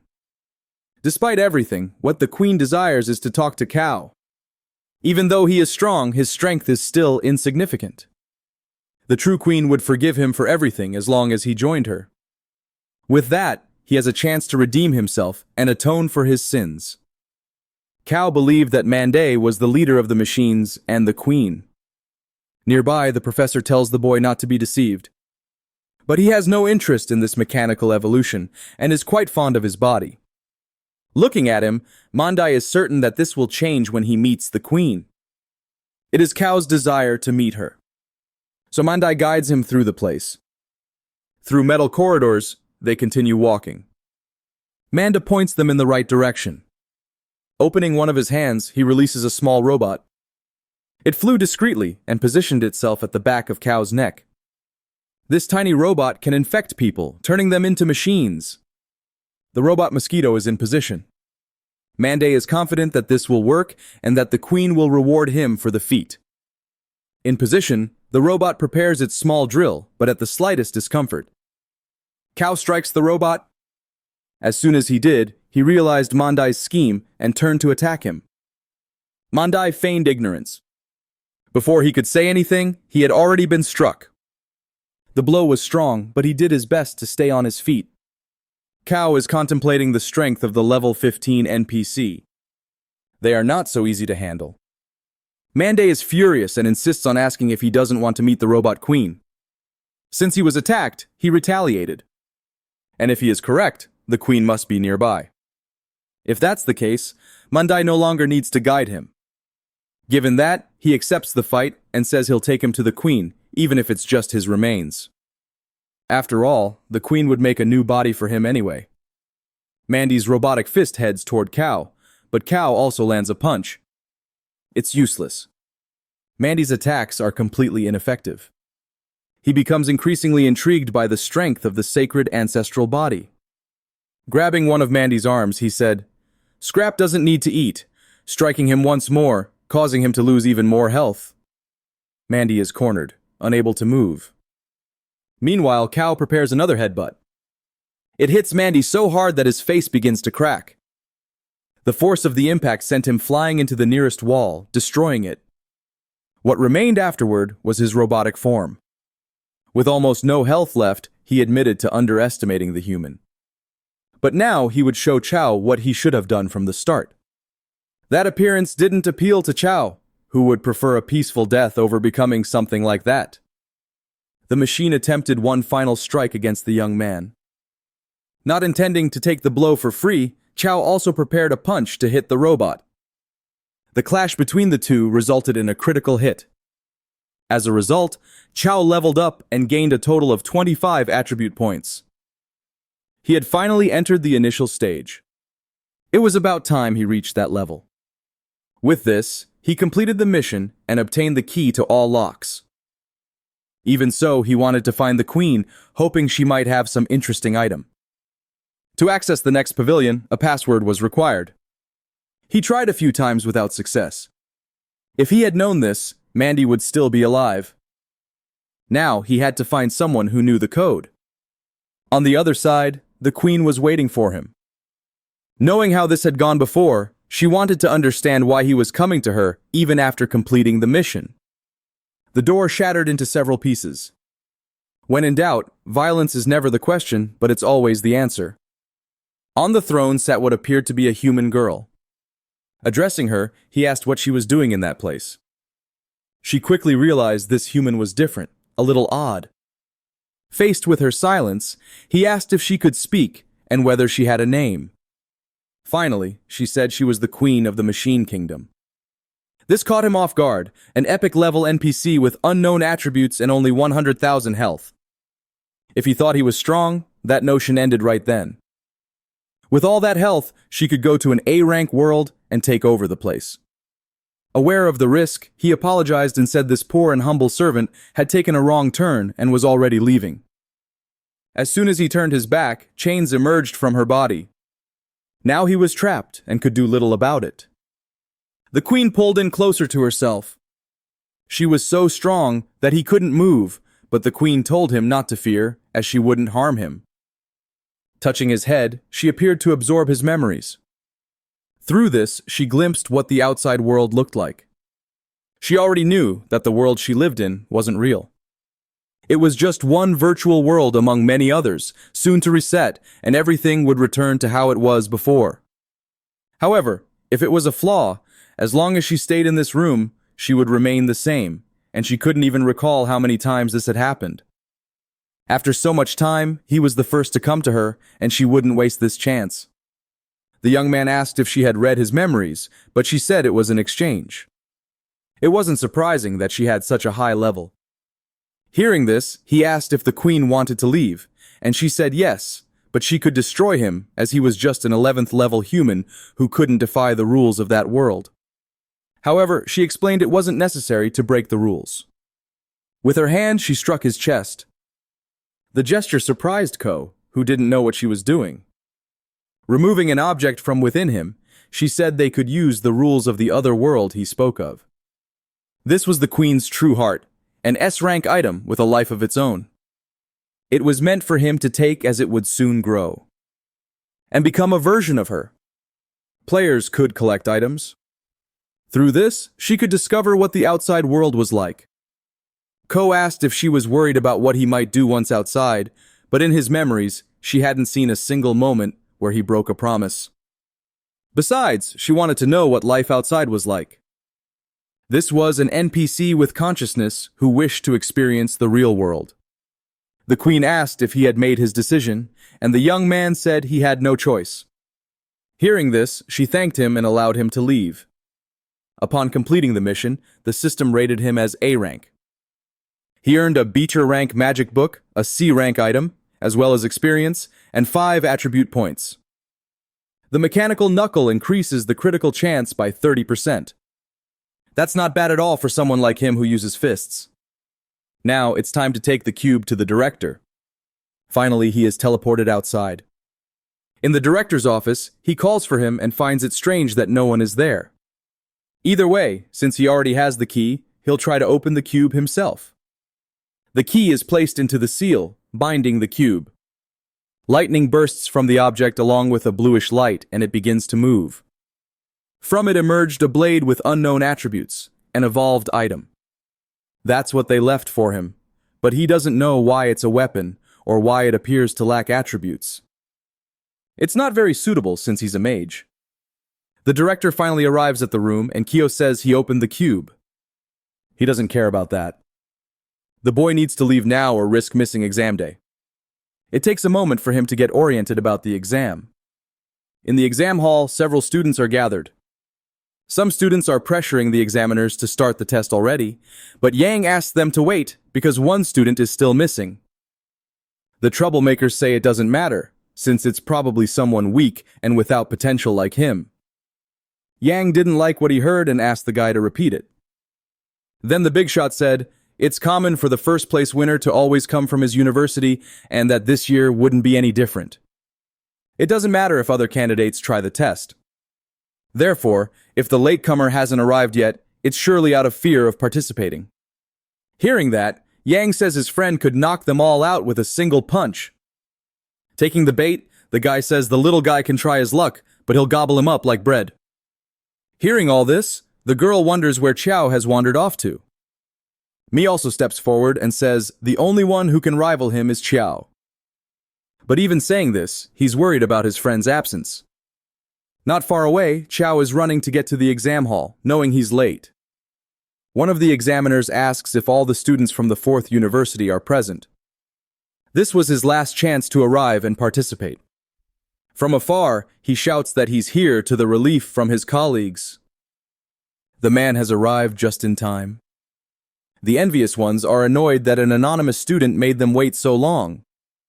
One of them tries to downplay the situation, saying he wasn't really late, and the envious ones say they're in a hurry to secure the best placements. Qiao asks where these guys crawled out from, and Yang says they're from the 1st university. The envious one gets furious at the way he was referred to and says he'll crush Qiao in the competition. Qiao continues to dismiss them and hadn't expected the supposedly top students to have such fragile egos. Faced with this, the most offended one becomes completely flustered. Behind him, another student calls his attention. Their goal is first place, not making trouble. This puts the clown in his place. Just as they started to stir up trouble, they left as abruptly as they came. With everyone present, it's time for the exam to begin. The lead examiner takes his position. He does Jintong and the exam will use a point system. Victories earn 2 points, even consecutive ones. All losses deduct 1 point, but no more than 1 in a row. After the first phase, the top 10 will face off to determine the best among them. When asked if the students understood, they confirmed they did. With the instructions given in the audience, several parents are cheering for their children. In the major arena, Qiao reflects that the rules resemble dueling ones. The minimum health is 1, and it's impossible to die. This way, he doesn't need to hold back at all. Stillman asks Lian who he thinks will win. He was last year's champion. Naturally, he imagines it will be someone from the university. In Qiao's first match, he will face Long Mason from the 1st university. He looks at his opponent with calmness and serenity. The clown is delighted to meet him right at the first opportunity. Qiao says that name is funny, and he makes a joke about the way it's pronounced. Hearing this, the clown gets furious and promises to knock his teeth out. The referee asks if both are ready, to which they both confirm. Now it's time for both of them to introduce themselves. They don't see the point of it, though, as their ranges start punching each other right away. Long introduces himself as a level 9 mage with electric abilities. Qiao, on the other hand, is a level 11 necromancer.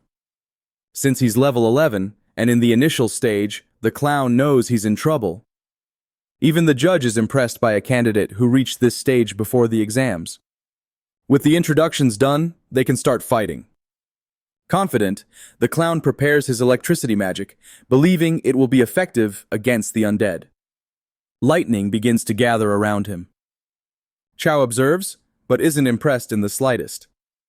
A large dome of electricity forms around the clown. Apparently, only 1 in 10 people can become electric mages, making it a rare skill. But to the onlookers, it seems like he's taking a defensive position. They can't imagine his opponent being capable of defeating him. Inside his dome, the clown invites the necromancer to attack, wanting to see what he's capable of. However, he's puzzled because he hasn't seen Qiao's staff during the battle. An elder asks the director if this is the young man who Jingyu University offers a spot to without hesitation, since he doesn't seem to be here to fight. He seems overly confident, and if he keeps this up, he'll lose quickly. But the director knows this student once hit a professor and sent him flying with a single blow. In the audience, other professors are eager to see how this battle between undead and electricity unfolds. So far, neither of them has done anything offensive. Despite this, the clown remains uneasy. Chao advances toward him slowly, and the mage doesn't understand why he hasn't summoned anything yet. Then Chao steps into the dome of lightning without taking any damage. This startles the clown because it wasn't supposed to be this easy. Necromancers are supposed to be weak, but this guy is taking damage like it's nothing. In the audience, people are questioning if these are really two mages, because if they are, one of them is being reckless. Getting closer, Chao puts on knuckle dusters. It's time to knock out some teeth and take the opportunity to test his new equipment. Realizing he's about to be struck, the mage makes his underwear unbearably heavy. The critical hit drains more health than he had. His body flies across the arena, destroying everything in its path. If it weren't for the duel rules, he'd be nothing but a smear on a shirt. Knowing how much damage he dealt, Chao tells the young man he now owes him just 5 lives. The audience is even more shocked. How could a necromancer, supposedly weak, do like that with brute force? The elder wants to question the director about how or why this happened.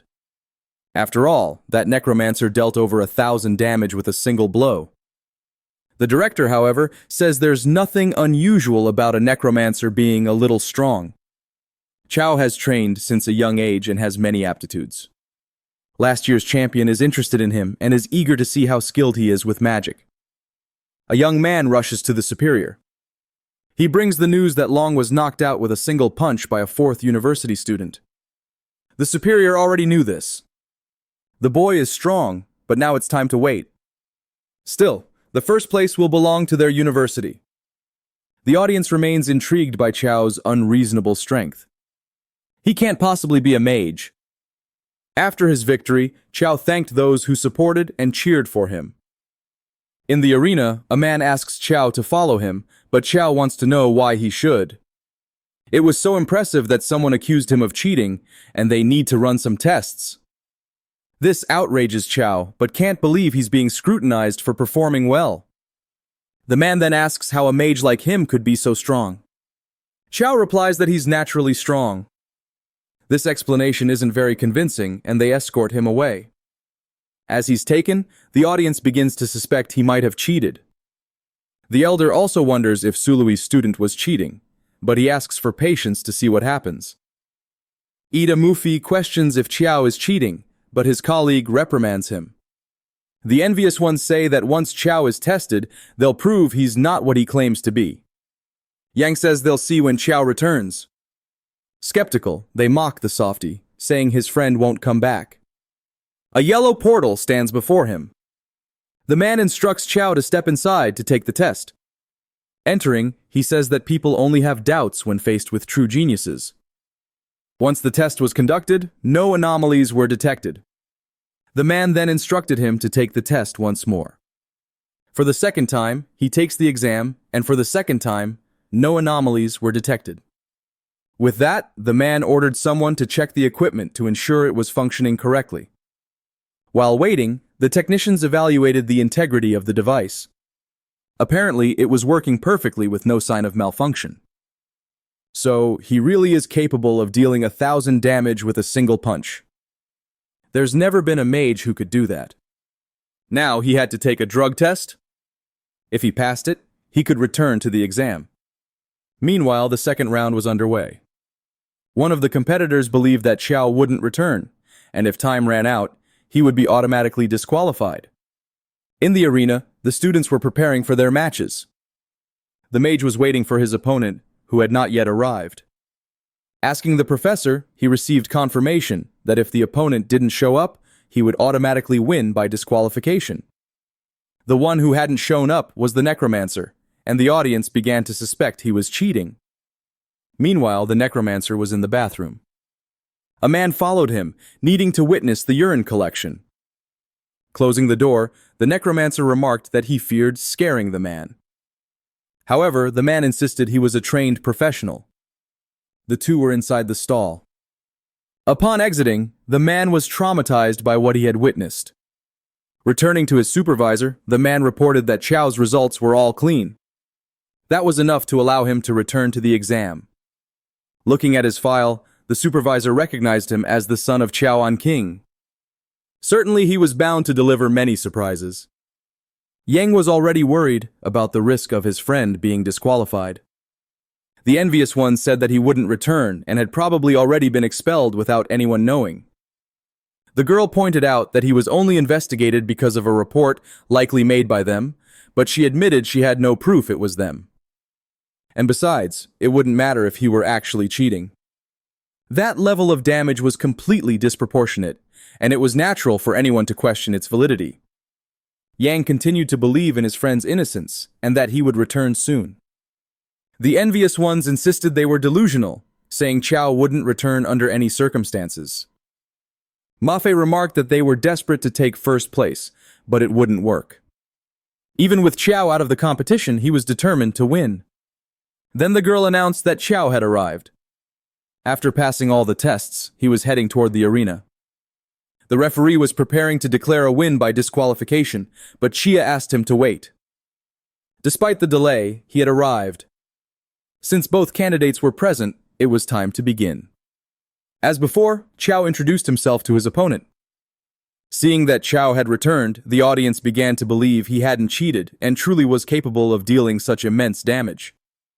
The envious ones now had to swallow their words in silence. Seeing Chao's return in the arena, Chao's opponent said there was no need for introductions. Since he had arrived, he would make a move. But before the match could start, the opponent forfeited. He didn't want to risk taking a punch capable of dealing 1,000 damage, but Chia chased after him, trying to otherwise. This surprised the referee, and Chao gained a few more points. With the forfeit, he now had a total of 5 points. His friends went to the arena to talk to him. At the headquarters of the envious ones, they lamented that the necromancer had returned and didn't know what to do next. Reporting him had only been a tactic to buy time. If he hadn't cheated, he would inevitably come back. But that wasn't their only scheme to try and get him eliminated. No one was going to take first place from them. With that, Chao's next battle began.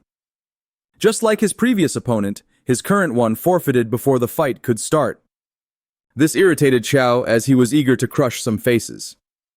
However, his opponent insisted he didn't want to experience the pain of 1,000 damage punch. The same happened in the 4th round, much to Chao's frustration.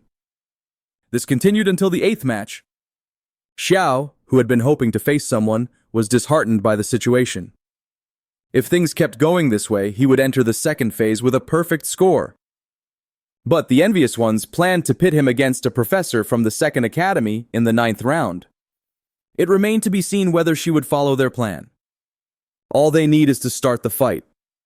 The rest will depend on her decision to win or not. And so it begins. Professor Swarang will fight against Chao.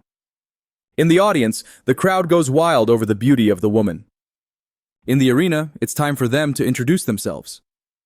The woman is an ice mage level 11. Among the directors, an old man comments that Chao is in a tough spot now, but Su reinforces the idea that they don't know how strong Chao really is. Chao introduces himself as a level 11 necromancer. After the introductions, the professor's staff immediately starts glowing. This surprises Chao because up until now, she didn't seem like someone who would give up. Calmly, she says there's no reason for her to back down now. Hearing this, Chao becomes excited since it's the first time someone hasn't given up after knowing how strong he is. In the audience, the crowd gets upset, assuming he'll fight dirty against such a beautiful woman. Hearing the boos, he responds that he won't go all out against someone so beautiful. Then he pulls out the item he got from the magic cube. It's so unusual that the referee can't believe Chao is actually a necromancer.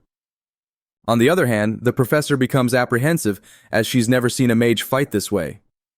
Wielding the spear, Chao moves to attack. As a defense, the mage conjures an ice wall to protect herself. Ice rises from the ground, attempting to trap Qiao.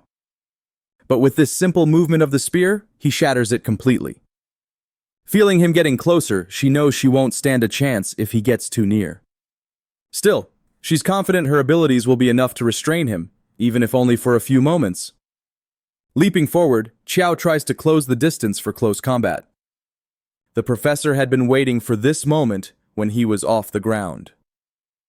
She says he's powerful, but too confident, and now this streak of victories would come to an end. Before he could land, he was already surrounded by the ice she summoned. His body is nearly completely encased in ice. With this, he becomes trapped in a massive block of ice, entirely immobilized. In the audience, people praise her strategy and agree she's clearly superior to a student. The directors believe the fight is over, but Sue tells them to keep watching. Speaking with the referee, she asks if she has won the match, but he tells her to look at her opponent. Qiao's health is steadily decreasing, but hasn't reached 0 yet. So, the mage approaches the block of ice. As she gets closer, Qiao's face is already visible. She suggests he surrender, saying he's lost. And through the cold, Qiao replies he refuses to give up. To her, he's just enduring unnecessary pain, and soon his health will drop to 0. But Qiao knows that with his current health, it will take some time. Forcing his way out of the ice, cracks start to form in the block. To prevent this, the mage tries to produce more ice to restrain him. Once again, he's trapped, but the professor recognizes that to have broken the ice, he must be abnormally strong.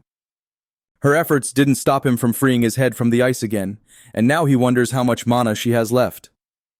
Her mana is already depleted, while his health still appears to be full. Unable to maintain the ice, trapping him, Qiao finally breaks free from his frozen prison. Without mana, she can only watch in disbelief at what just happened before her eyes.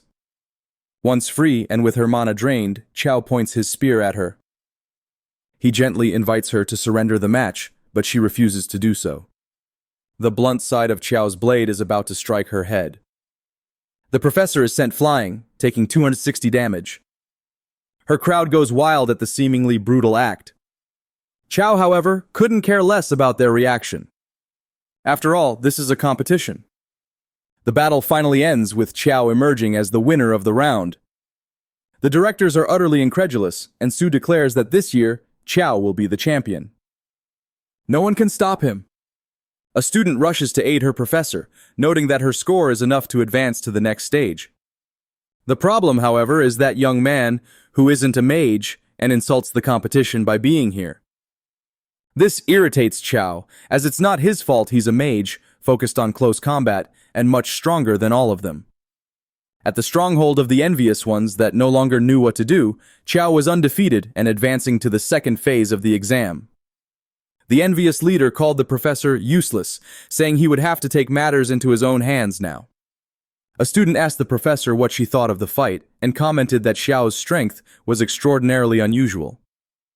She had seen the fight schedule and Qiao wasn't supposed to be her opponent. Someone had deliberately altered it. This made her think someone wanted her out of the second phase, but she soon realized the real target was Qiao. She wondered whether she should tell him. She decided to approach him and share what she had discovered. She told him what had happened and urged him to be cautious because this person was likely still after him. Instead of worrying, this motivated him even more to send this person flying with a single blow. With the first phase over, people prepared for the second stage. The candidates who passed the first stage gathered together. The arena battles were finally about to begin. These were the top 10, and the audience was divided between thinking Qiao would win or that he was just a cheater. He was the first to step into the arena, but in reality, he was just waiting for the one trying to sabotage him from the shadows. Positioned in the center of the arena, the audience speculated that he intended to take on all 9 opponents at once. Behind him, a Trembleon enthusiast made his entrance. The newcomer claimed that only a genius could secure first place, and he was one. Before he could react, he was slapped across the face, losing 354 health points. Qiao reaffirmed his statement. That guy wasn't a genius. The audience was increasingly amazed, convinced that this remarkable young man, would be the winner. His victories were so overwhelming that the crowd no longer hesitated to cheer for him. His name was being chanted, but all he cared about was the emergence of the one trying to sabotage him. The envious one approached and called him a crowd pleaser, nothing more. Then he made Chao a proposal of 5 million. Chao didn't understand, so the envious one clarified, it was an offer of 5 million in exchange for Chia withdrawing. He pointed out Chao was an orphan. His parents hadn't left him any significant inheritance, and that amount could change his life. Feeling insulted, Chao said, dreams couldn't be priced. Or rather, they could, but not for such a paltry sum. Seeing a possibility, the envious one asked how much more Chao wanted. He would consider giving up for 1 billion, but wouldn't refuse 100 billion if offered. That amount was out of the envious one's budget, so he declared he would deal with Chao harshly instead. Chao wanted to understand why he was so hated, deciding this must be the envious one. Like Chao, the guy was at the initial stage and was a shadow mage. It was the first shadow mage Chao had ever encountered. The battle was about to begin. Chao was excited. He'd finally get to mess up the envious one's face. With one hand, the guy summoned his shadow magic. Shadows began forming around the arena. Taking on humanoid shapes, the guy extended his hand toward Chao. The battle between a necromancer and a shadow mage left the audience ecstatic. They wanted Chao to summon his undead, but he said he didn't need them. He was more than enough to handle the situation on his own. Wielding his spear, Chao waited for the shadows to get close enough to him. When the first one entered his range, he struck it hard. But he noticed something. They were different, more solid than he had expected. These shadows had bones of steel and iron, the first stage of what the envious one had prepared to defeat Chao. But Chao wasn't intimidated and kept fighting, hitting the shadows, which could do nothing to defend themselves. If that was all there was, it wouldn't be a problem. Solid or not, it didn't matter. He was motivated to see if his strength could break one of them. With a powerful vertical strike, he aimed to slice one of the shadows. Despite the strength of the blow, his blade couldn't completely cut through it. Since his blade was already near its neck, he struck what appeared to be a weak spot. Now only 3 shadows remain to be dealt with. The envious one struggles to believe the sheer physical strength of Chao. If someone told him Chao was a monster, he would believe it. Meanwhile, another shadow loses its head to Chao's blade. It doesn't take long for all the shadows to cease existing. Now it's the envious one's turn to face the edge of the blade. As Chao approaches for the attack, the envious one states that he doesn't summon those shadows for combat. They are sacrifices, and he begins the process of assimilating them. Before anything else can happen, Chao's blade strikes the envious one's arm.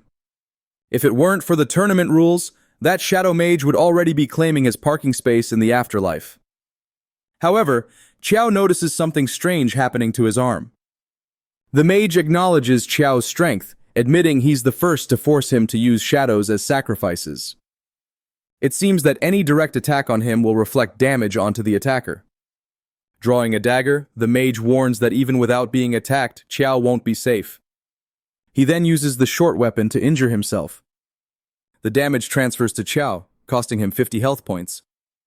The envious one promises to fulfill his initial promise if Chao admits defeat. Despite the challenging situation, Chao refuses. Meanwhile, the envious one notices that a blow to Chao's chest wasn't enough to drain his health entirely. He continues to injure himself, commenting that Chao is stubborn and shouldn't blame him for the pain he's about to feel. The pain Chao experiences from those strikes is very real. Now, the mage prepares to target an extremely sensitive part of male anatomy, displaying no ethics whatsoever.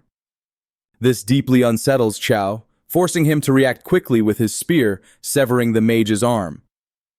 The envious one is forced to retreat and uses the shadow sacrifice and assimilation process again.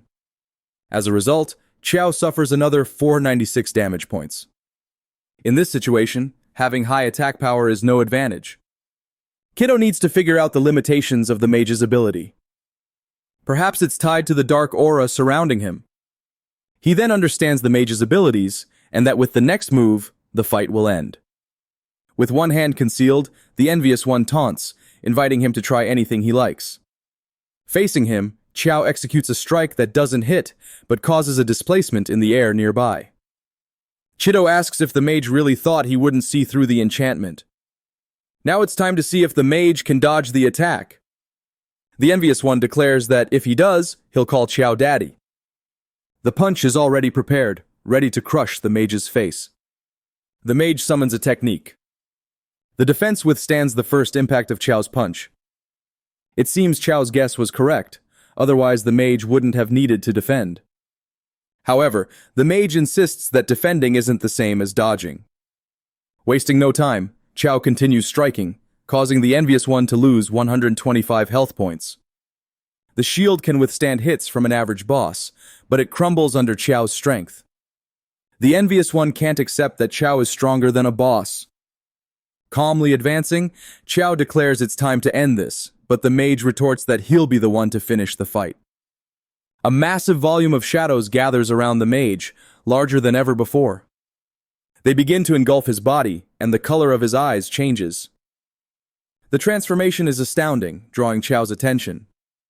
In this form, even a player with strong physical attributes would be no match for him, and neither would Qiao. The envious one is determined to secure first place in the exam, convinced that Qiao's end is near. Without time to react, Qiao lunges at him with a kick, delivering a subtle ambush. The envious one is flying across the arena, kicking up dust and destroying everything in his path. However, his body is much more solid now. Merging with the shadows has made him significantly more resilient. The envious one didn't appreciate the surprise kick and is now ready to return the favor. As he gets close enough, Qiao prepares another one of his punches. Their hands collide in the arena. The force of the impact reverberates through the air, breaking the ground beneath them. This causes Qiao to lose footing with one of his legs. Mid-air, he's forced to defend against a kick heading his way. Before he can return to the ground, his ankle is grabbed. Even so, Qiao is not surprised at all by his opponent's strength. From the air, he strikes him in the face with ease. Once again, the envious one is thrown, this time breaking the ground with his body. The audience doesn't understand as a mage duel has turned into a hand-to-hand fight. Observing the battle are two mysterious figures. They are assassins now, certain that this is not Muffy, but actually the Qiao they were searching for, and that they must bring him to Ba. A shadow mage wonders how Qiao is capable of matching his strength in this state, and what magic he used to achieve it. Matching this word doesn't define the situation between them within himself. The envious one thinks his ability is nearing its end. Now he has no other choice. He uses his devouring shadows sacrifice technique. His director is concerned and orders him not to use it under any circumstances, but he refuses to give up the fight, wanting to prove he's stronger than his brother. His brother is last year's champion, and this has placed undue pressure on him for a healthy competition. Unconcerned with his personal drama, Qiao just wants him to attack already with this new ability. The envious one strikes, causing Qiao to lose 141 health points while declaring that his end is near. But despite the damage, Qiao remains fine and capable. He retaliates with his own strike, hitting the transformed mage's face. In the middle of the arena, the two exchange relentless blows. One of the referees expresses concern and asks if the exam overseer will allow this to continue, to which he replies, "Just a bit longer."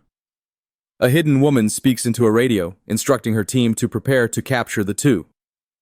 The enraged mage doesn't understand why Qiao is still resisting, and Kuo says the same. The mage is stronger than any boss he's ever faced.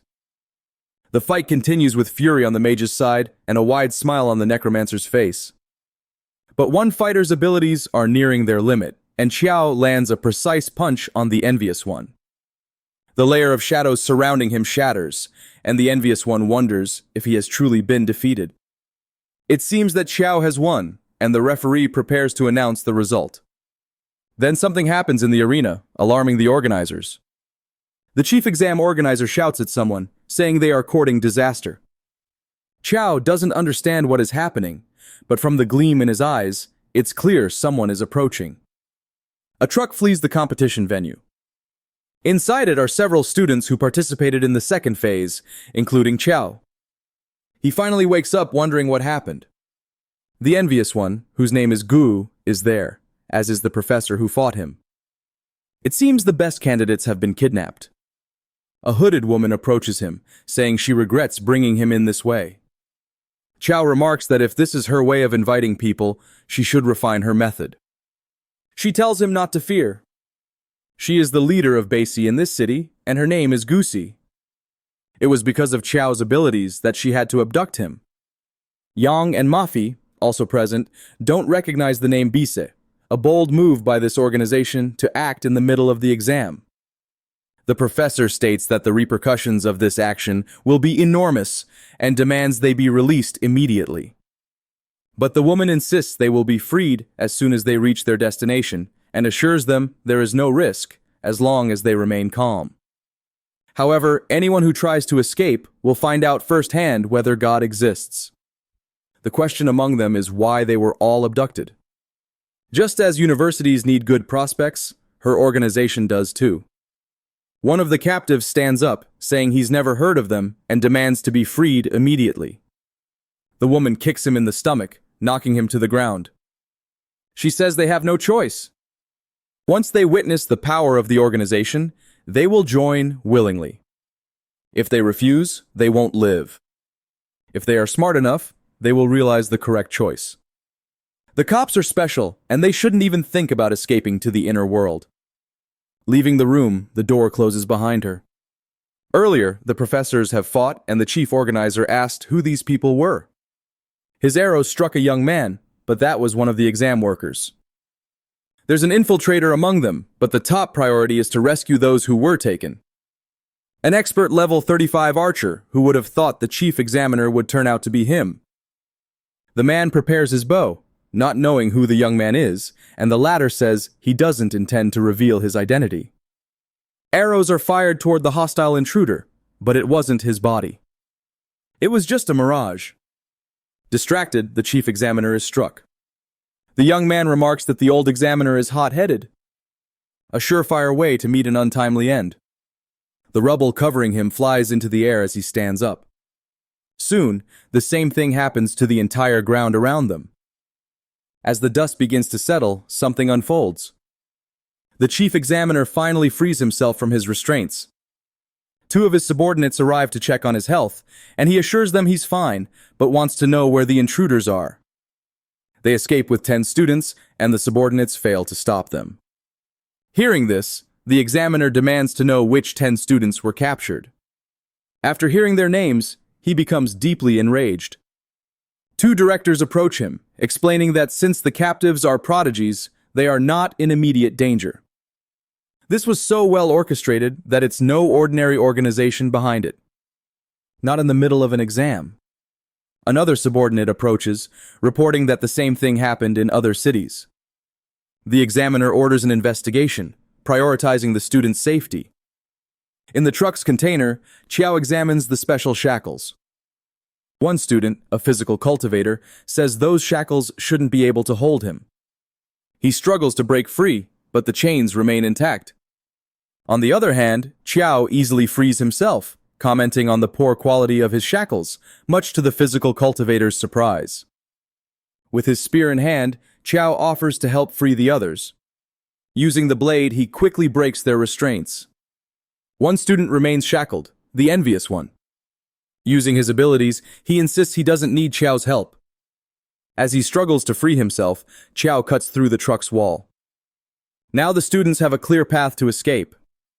A mysterious woman hears the suspicious noise. She immediately orders the truck to stop. As she steps out, she finds the students already outside. Once again, they face each other. Not even a level 20 physical cultivator could remove those shackles, and she demands to know how they managed it. Qiao quips that if he told her, she wouldn't be able to sleep at night. Before she can say anything more, they are teleported away. Frustrated, she fires her quad-barreled weapon. The blast shatters the ground beneath them. They are in the inner world now, but once they return, help will have arrived.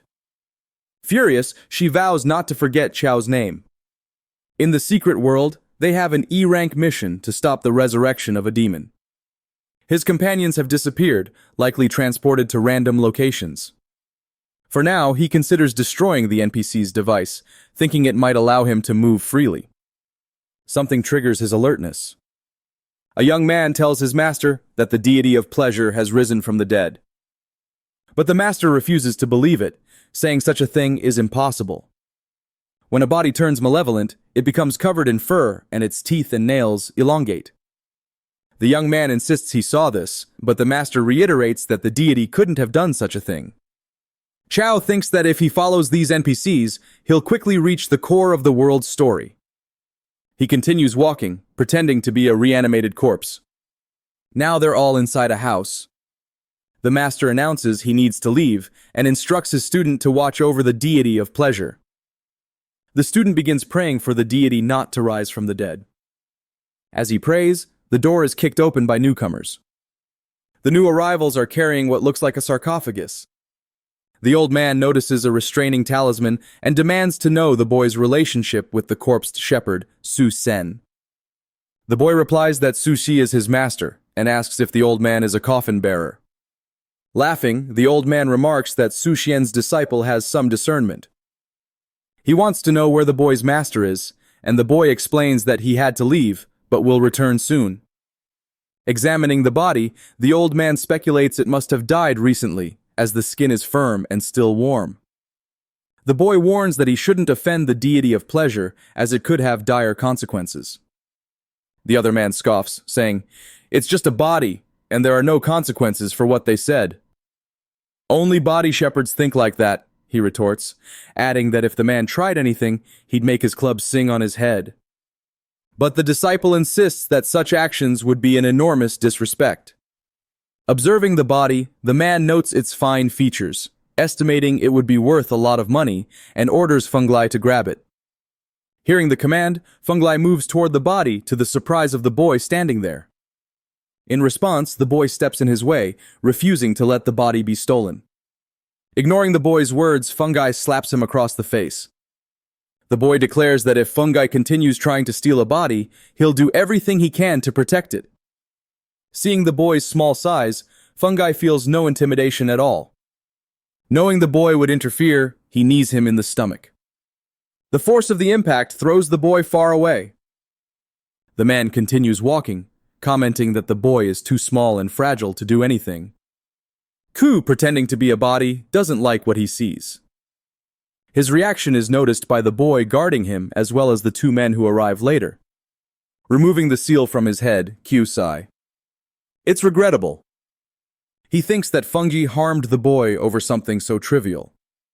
Seeing what they thought was a body moving, the boy exclaims that the deity of pleasure has returned from the dead. Q hadn't intended to intervene, but needed to reach the coffin mountain and wouldn't let those two sell him. Sensing an attack, the older man uses a poison technique, but it's completely ineffective. As Q's fist meets his face, the older man's body flies through the air, crashing into the hard floor of the house. Only now does he realize that this isn't a body, but a living person. Fanglai assumes it's some kind of trick and is undeterred as he attacks. His club lands squarely on Q's face. Despite the impact, the result is almost negligible, leaving Q surprised. Seeing such resilience, the old man can no longer tell if this is a living person or just a body. Looking at Q's status, even he is unsure. He's a reanimated body with 100 extra defense, but doesn't regenerate health or mana. This is why the body reanimating Bell made him act without a will of his own. And with high health, he's fine since he doesn't use mana. The old man orders his disciple to hold Kyo off while he prepares a body suppression technique. Once again, the man moves to attack the reanimated body. Q also prepares to strike, unimpressed. His devastating blow sends Fungi sinking into the ground even though he defended. Fungi tells his master he can't hold out much longer and hopes he's ready. The cunning old man had already fled the scene. Fungi is upset at being abandoned without explanation. Q tells him not to worry as the old man won't escape the situation. Leaving Funlai behind, Q chases after the old man. One strike is enough to permanently retire the elder. Not only the other man remains utterly disheartened by the situation, but Q hasn't forgotten the man either. Smashing his face into the ground, Q gains experience and attribute points for defeating both. Now he's curious about the object they were carrying. It looks like a spirit suppression coffin. With one hand, he opens it to see what's inside. Inside is his companion, the paladin. Of all people, he didn't expect to find someone he knew and recognized her by her slim frame. Waking up, she wasn't pleased to be recognized for that particular trait. Apparently, they're now part of the dungeon mission, which is why they became bodies. The boy nearby can't believe there's another reanimated deity. Taking advantage of his presence, Q addresses him. The boy asks what they need from him, and Q says they need to go to Coffin Mountain, coincidentally, the same destination the boy and his master are headed to. After some time, the boy's master returns. The boy claims he captured the deity himself, and the master asks how he could have managed such a feat. They still had a long journey ahead of them. Elsewhere, monks walked with coffins, seals floating around them as one chanted a prayer aloud. Q observed his surroundings carefully. The master spoke to one of them and ordered him to enter, saying the others would arrive soon. Handing a bell to his disciple, he instructed him to take care of the deities. Holding the bell, the disciples shook it gently. In the direction they were heading, there were more bodies of others who had been part of the exam. Yang noticed that 2 of his friends were arriving. Q felt happy to reunite with him in that place. To the boy's astonishment, the bodies began talking to each other. It seemed impossible that all those deities could be alive. Elsewhere, the elders were gathered, and one of them asked if they were all prepared for the deities of pleasure. This was the 5th time they were summoning the spirits, and he hoped they were all adequately prepared. That night, they planned to venture into the emperor's tomb. As the night progressed, a moon rose high in the sky, illuminating the area. The monks' procession continued its journey. They all gathered now in front of the emperor's tomb. The cold night wind blew through them. With all the deities present, one of them asked if they could leave now. The head monk asked the speaker where he intended to go.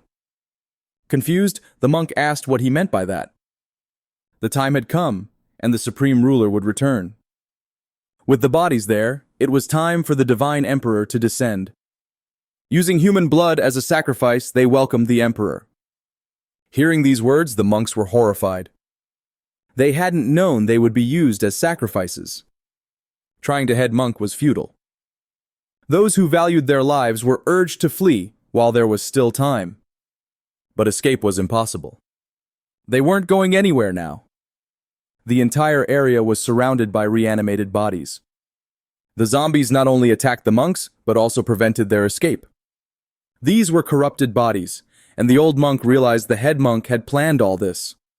Seeing the chaos, Ju asked Gao what they should do. They needed to prevent the demon's resurrection. Perhaps this was the figure the monk referred to as the Divine Emperor. If that were the case, they had to attack.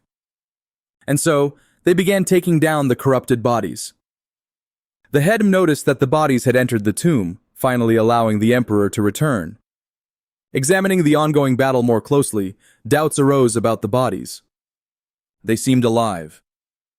Enraged, the head monk grew increasingly agitated, furious at the interference with his plans. Using his brush, a malicious elder began chanting an incantation. Meanwhile, Chao was surrounded by corrupted bodies. Feeling his movement slow, he realized his body was succumbing to an incantation affecting reanimated corpses. Armed with his spear, he prepared to strike at the source of the spell. A spear was thrown, piercing through several bodies toward the malicious elder, but the elder continued chanting. As the spell concluded, he commanded 10,000 hidden bodies, feeling the ground shift beneath them. Chao's companions were terrified. In truth, something had happened, and none of them could move.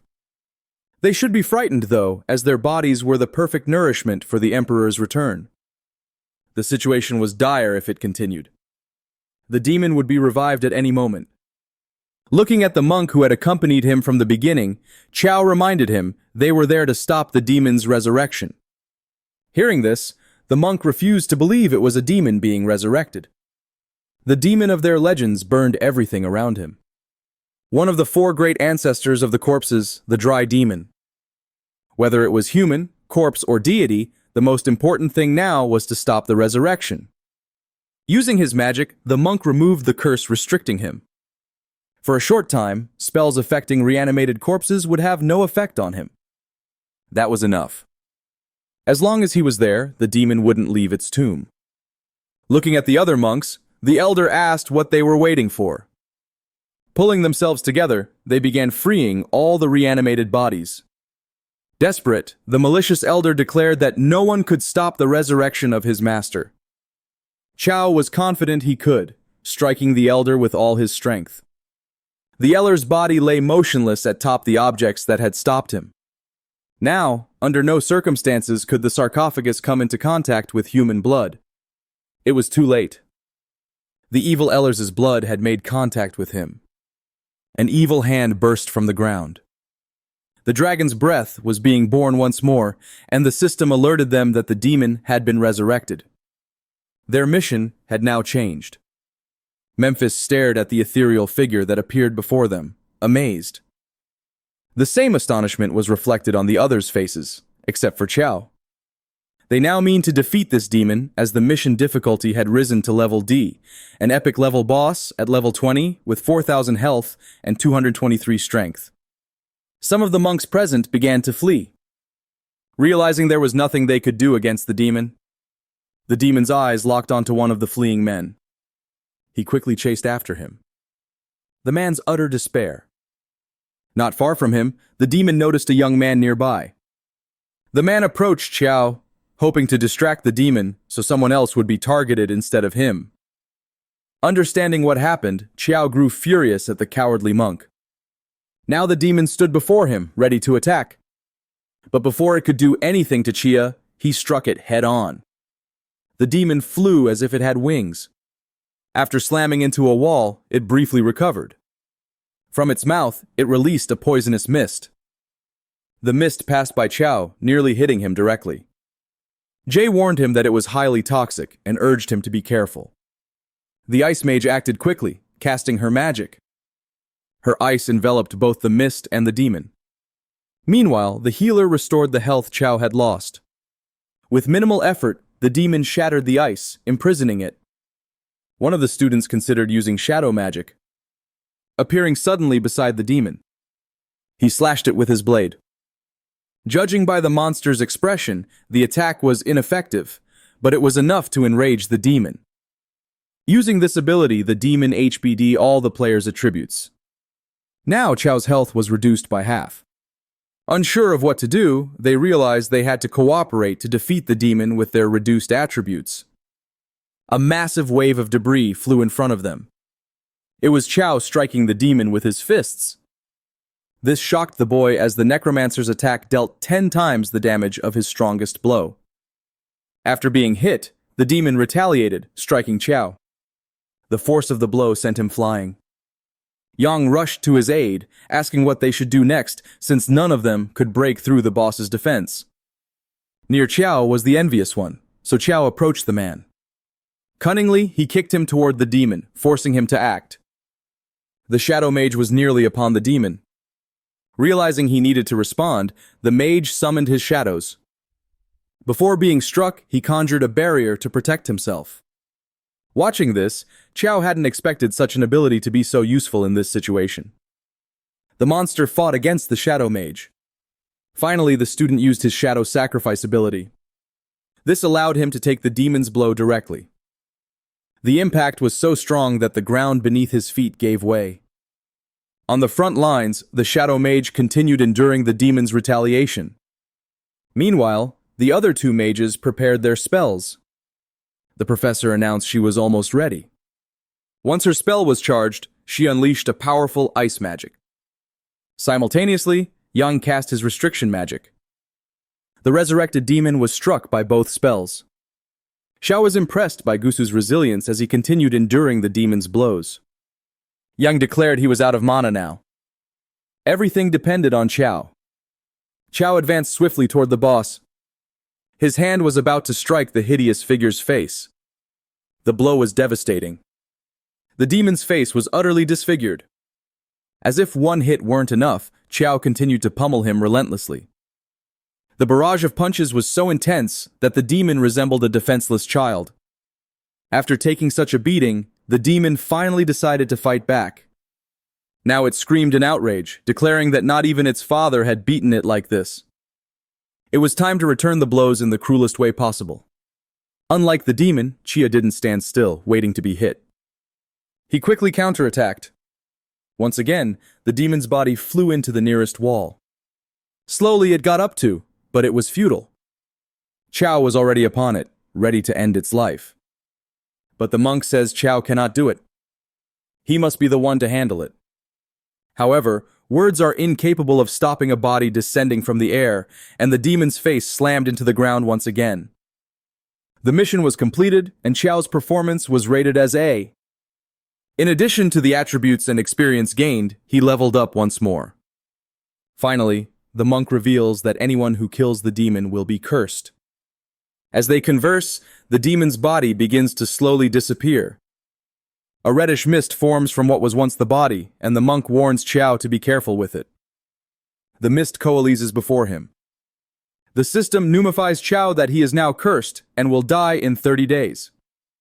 He asks the monk if there's a way to reverse it, but the monk says there's nothing about this in historical records. His friends ask if he's all right, and he says yes, but he's considering whether someone at the university might know how to deal with it. Yang tells him that the soul core has formed. The envious one thanks Qiao for his effort while taking the item for himself. Since he was once tricked, it's time to return the favor. The item is A level, capable of stealing half the target's agility for 10 seconds. Yang is upset with him knowing he barely did anything, yet kept the item. While sounding Yang is stopped complaining, the envious one exits the secret world, but he doesn't succeed. Yang is restraining him with his magic. As Yang holds him back, he urges Qiao to act quickly. The envious one insists he doesn't want to fight them, but Yang's magic won't hold him for long. Qiao is already moving toward the troublemaker. If that's how it is, they'll fight once more, and he'll deboot his new item on him. The envious one steals half of Qiao's agility, gaining an underwhelming 5 points. That miserable amount surprises even the envious one. Without the curse of the corpses, a single blow is enough to take him down. While flying through the air, he can only think about how much health Qiao must have to keep fighting. However, he manages to recover and land on his feet. This isn't the exam without agility. They won't catch him. He bids them farewell once again, but once more, he's prevented from teleporting. This time by the ice magic of the professor. She hasn't forgotten what he did to her during the exam. With his brooded charisma, Guzu has made enemies of all of them. In a desperate attempt to defend himself, he uses the shadow sacrifice. But being struck by Qiao causes him to lose a significant portion of his health. He's thrown far away while the ring falls into Qiao's possession. Nearly out of strength, he finally leaves, promising revenge. The item appears to be interesting and will surely be useful in the future. Qiao thanks the professor, who warns him that the envious one is vindictive and he should be careful with him. With that, they all teleport out of the dungeon. Qiao is now level 12, incredibly strong and with lots of health. Back in the real world, a rescue team is waiting for them. Not far away, the chief examiner is relieved that they've all returned. The directors gather with the rescued students. The examiner promises them an explanation for what happened. None of those responsible will escape justice, as the incident was extremely serious. For safety reasons, the exam is suspended, and the students will be escorted back to their universities.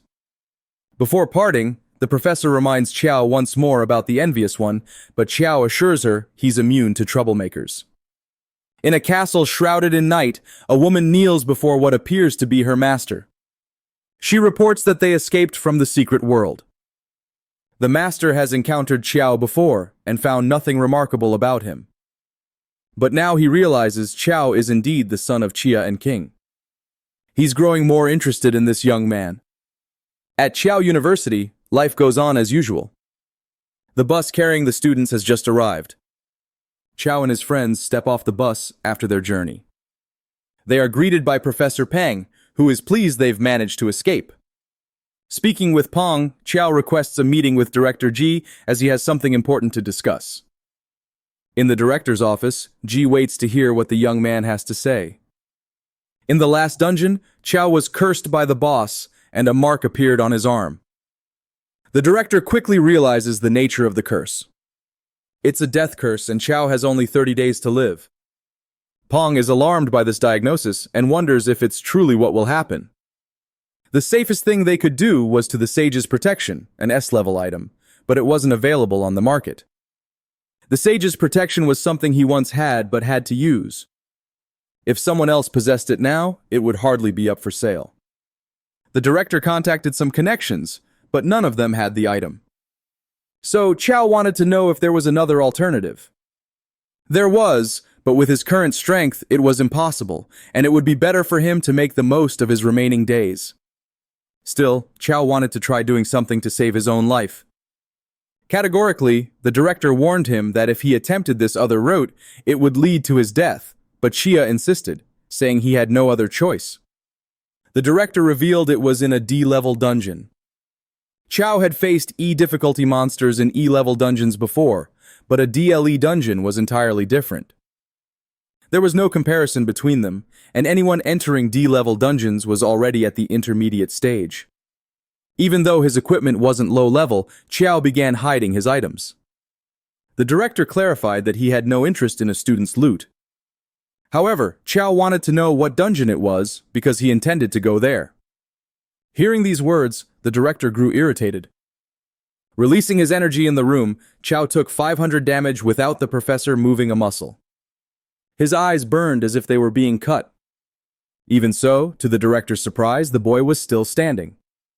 Unlike the other professor in the room, this prompted him to ask once more for the dungeon's name.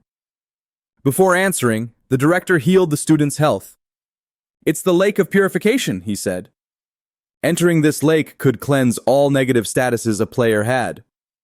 Chow thanked him for the information, and the director urged him to be cautious, since no beginner stage players were found there. Chow promised to be careful and said he understood everything. After the conversation, he announced he was heading to the dungeon, but the director asked him to wait a bit longer. He handed him an item to wear, explaining it would help him in that,